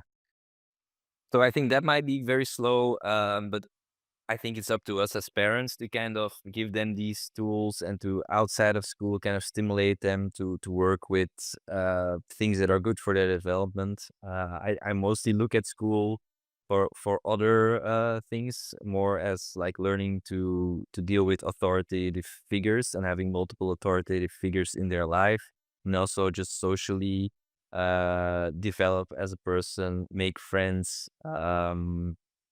Think those two are gonna end up being like the most important reasons why to send children to public school. And maybe school, the education system does have to change a little bit to kind of more accommodate those needs, or those things for children. And outside of that, I think being able to keep up with the latest technology yourself, and then equipping your child with them so that it's able to like learn things, because for most, I think most people that kind of exceed at something, or that if you want an advantage in life, it's usually not gonna come from school necessarily. It comes from school plus something outside. You're being stimulated, or you're being, for example, your parent teaches you chess, for example, and that means like maybe, yeah, just the beneficial effects of problem solving on the mind of a young child, that kind of leads to like this compounding effect later in life. So I think it's up to us as parents to kind of, if we see the educational system is lacking in a certain way, or not providing what we think can be provided, there's plenty of time for us as parents to kind of uh, supplement that in the time that they're home, or maybe there's like, maybe there's not really the possibility, I guess, to go part-time to school, but that would probably, even in an ideal world, be the case where um you do some form of homeschooling, or yeah, I haven't really given this too much thought, but I am convinced that the optimal way of teaching children and preparing children for things later in life is gonna change a lot. I just don't think the education systems are gonna adapt fast enough to that, and it's gonna be up to us um, if we want our children to have an advantage, or to be better adapted, I guess. yeah, I completely agree with what you said. Like, I see the same in terms of at least elementary school. Like, yeah, they need to learn how to read, write, deal with authority, make friends. Like, I think your main job as a parent, I think I heard Jordan Peterson say this, your main job as a parent is to make your kids socially accepted by the age of 4. He said, because if they're not socially accepted by the age of 4, it's a very slippery downhill from there. So that's your main job, right? First year is just making it survive. I've surpassed the first year. She's still alive. Uh, now kind of the educating starts, right? And then, yeah, elementary school, like you said, but it comes down to taking responsibility of further education. And I really like your idea as well of trying to get more homeschooling. But I think people listening to this podcast, they're already a bit more, they have a different mindset, I think, than the majority. So yeah, taking responsibility there and educating, and not only pointing at education. Well, you're the one who should teach my child, you know.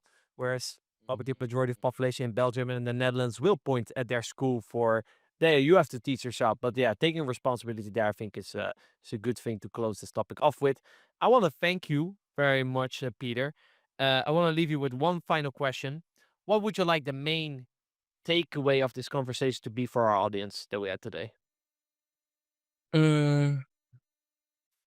Let me think. For me, it was one of the reasons to kind of come on the podcast is because these types of podcasts have been inspiring for me in the past. Hearing a player that has had certain success convey their thoughts, seeing that those players are also human, that they also make mistakes, have maybe people disagreed with me, for example, in things I said. So um that we're also just human, and that's people are definitely able also to like have the same, can achieve like the same things that I've been able to achieve. It for me kind of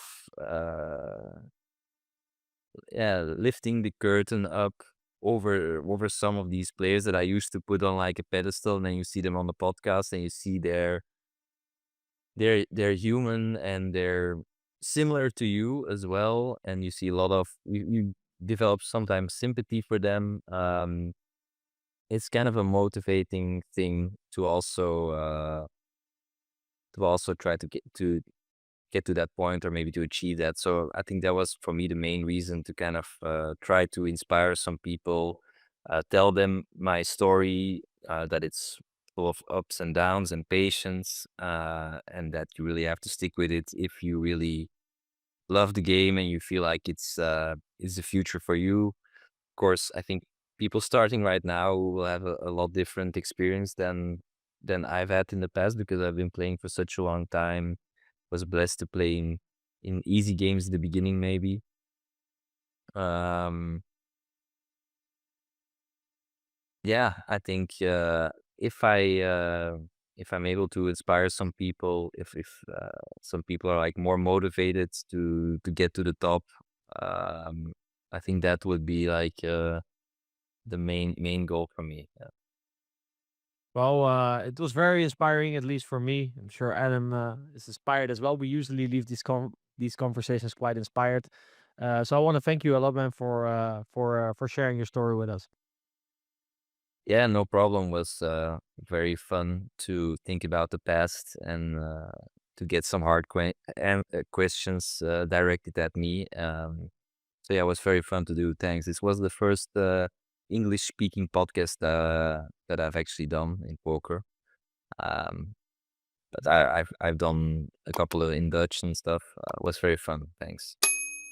What a great conversation that was, Peter. Thank you very much for sharing the wisdom that you gained along your journey. Adam, any main takeaways from today's conversation?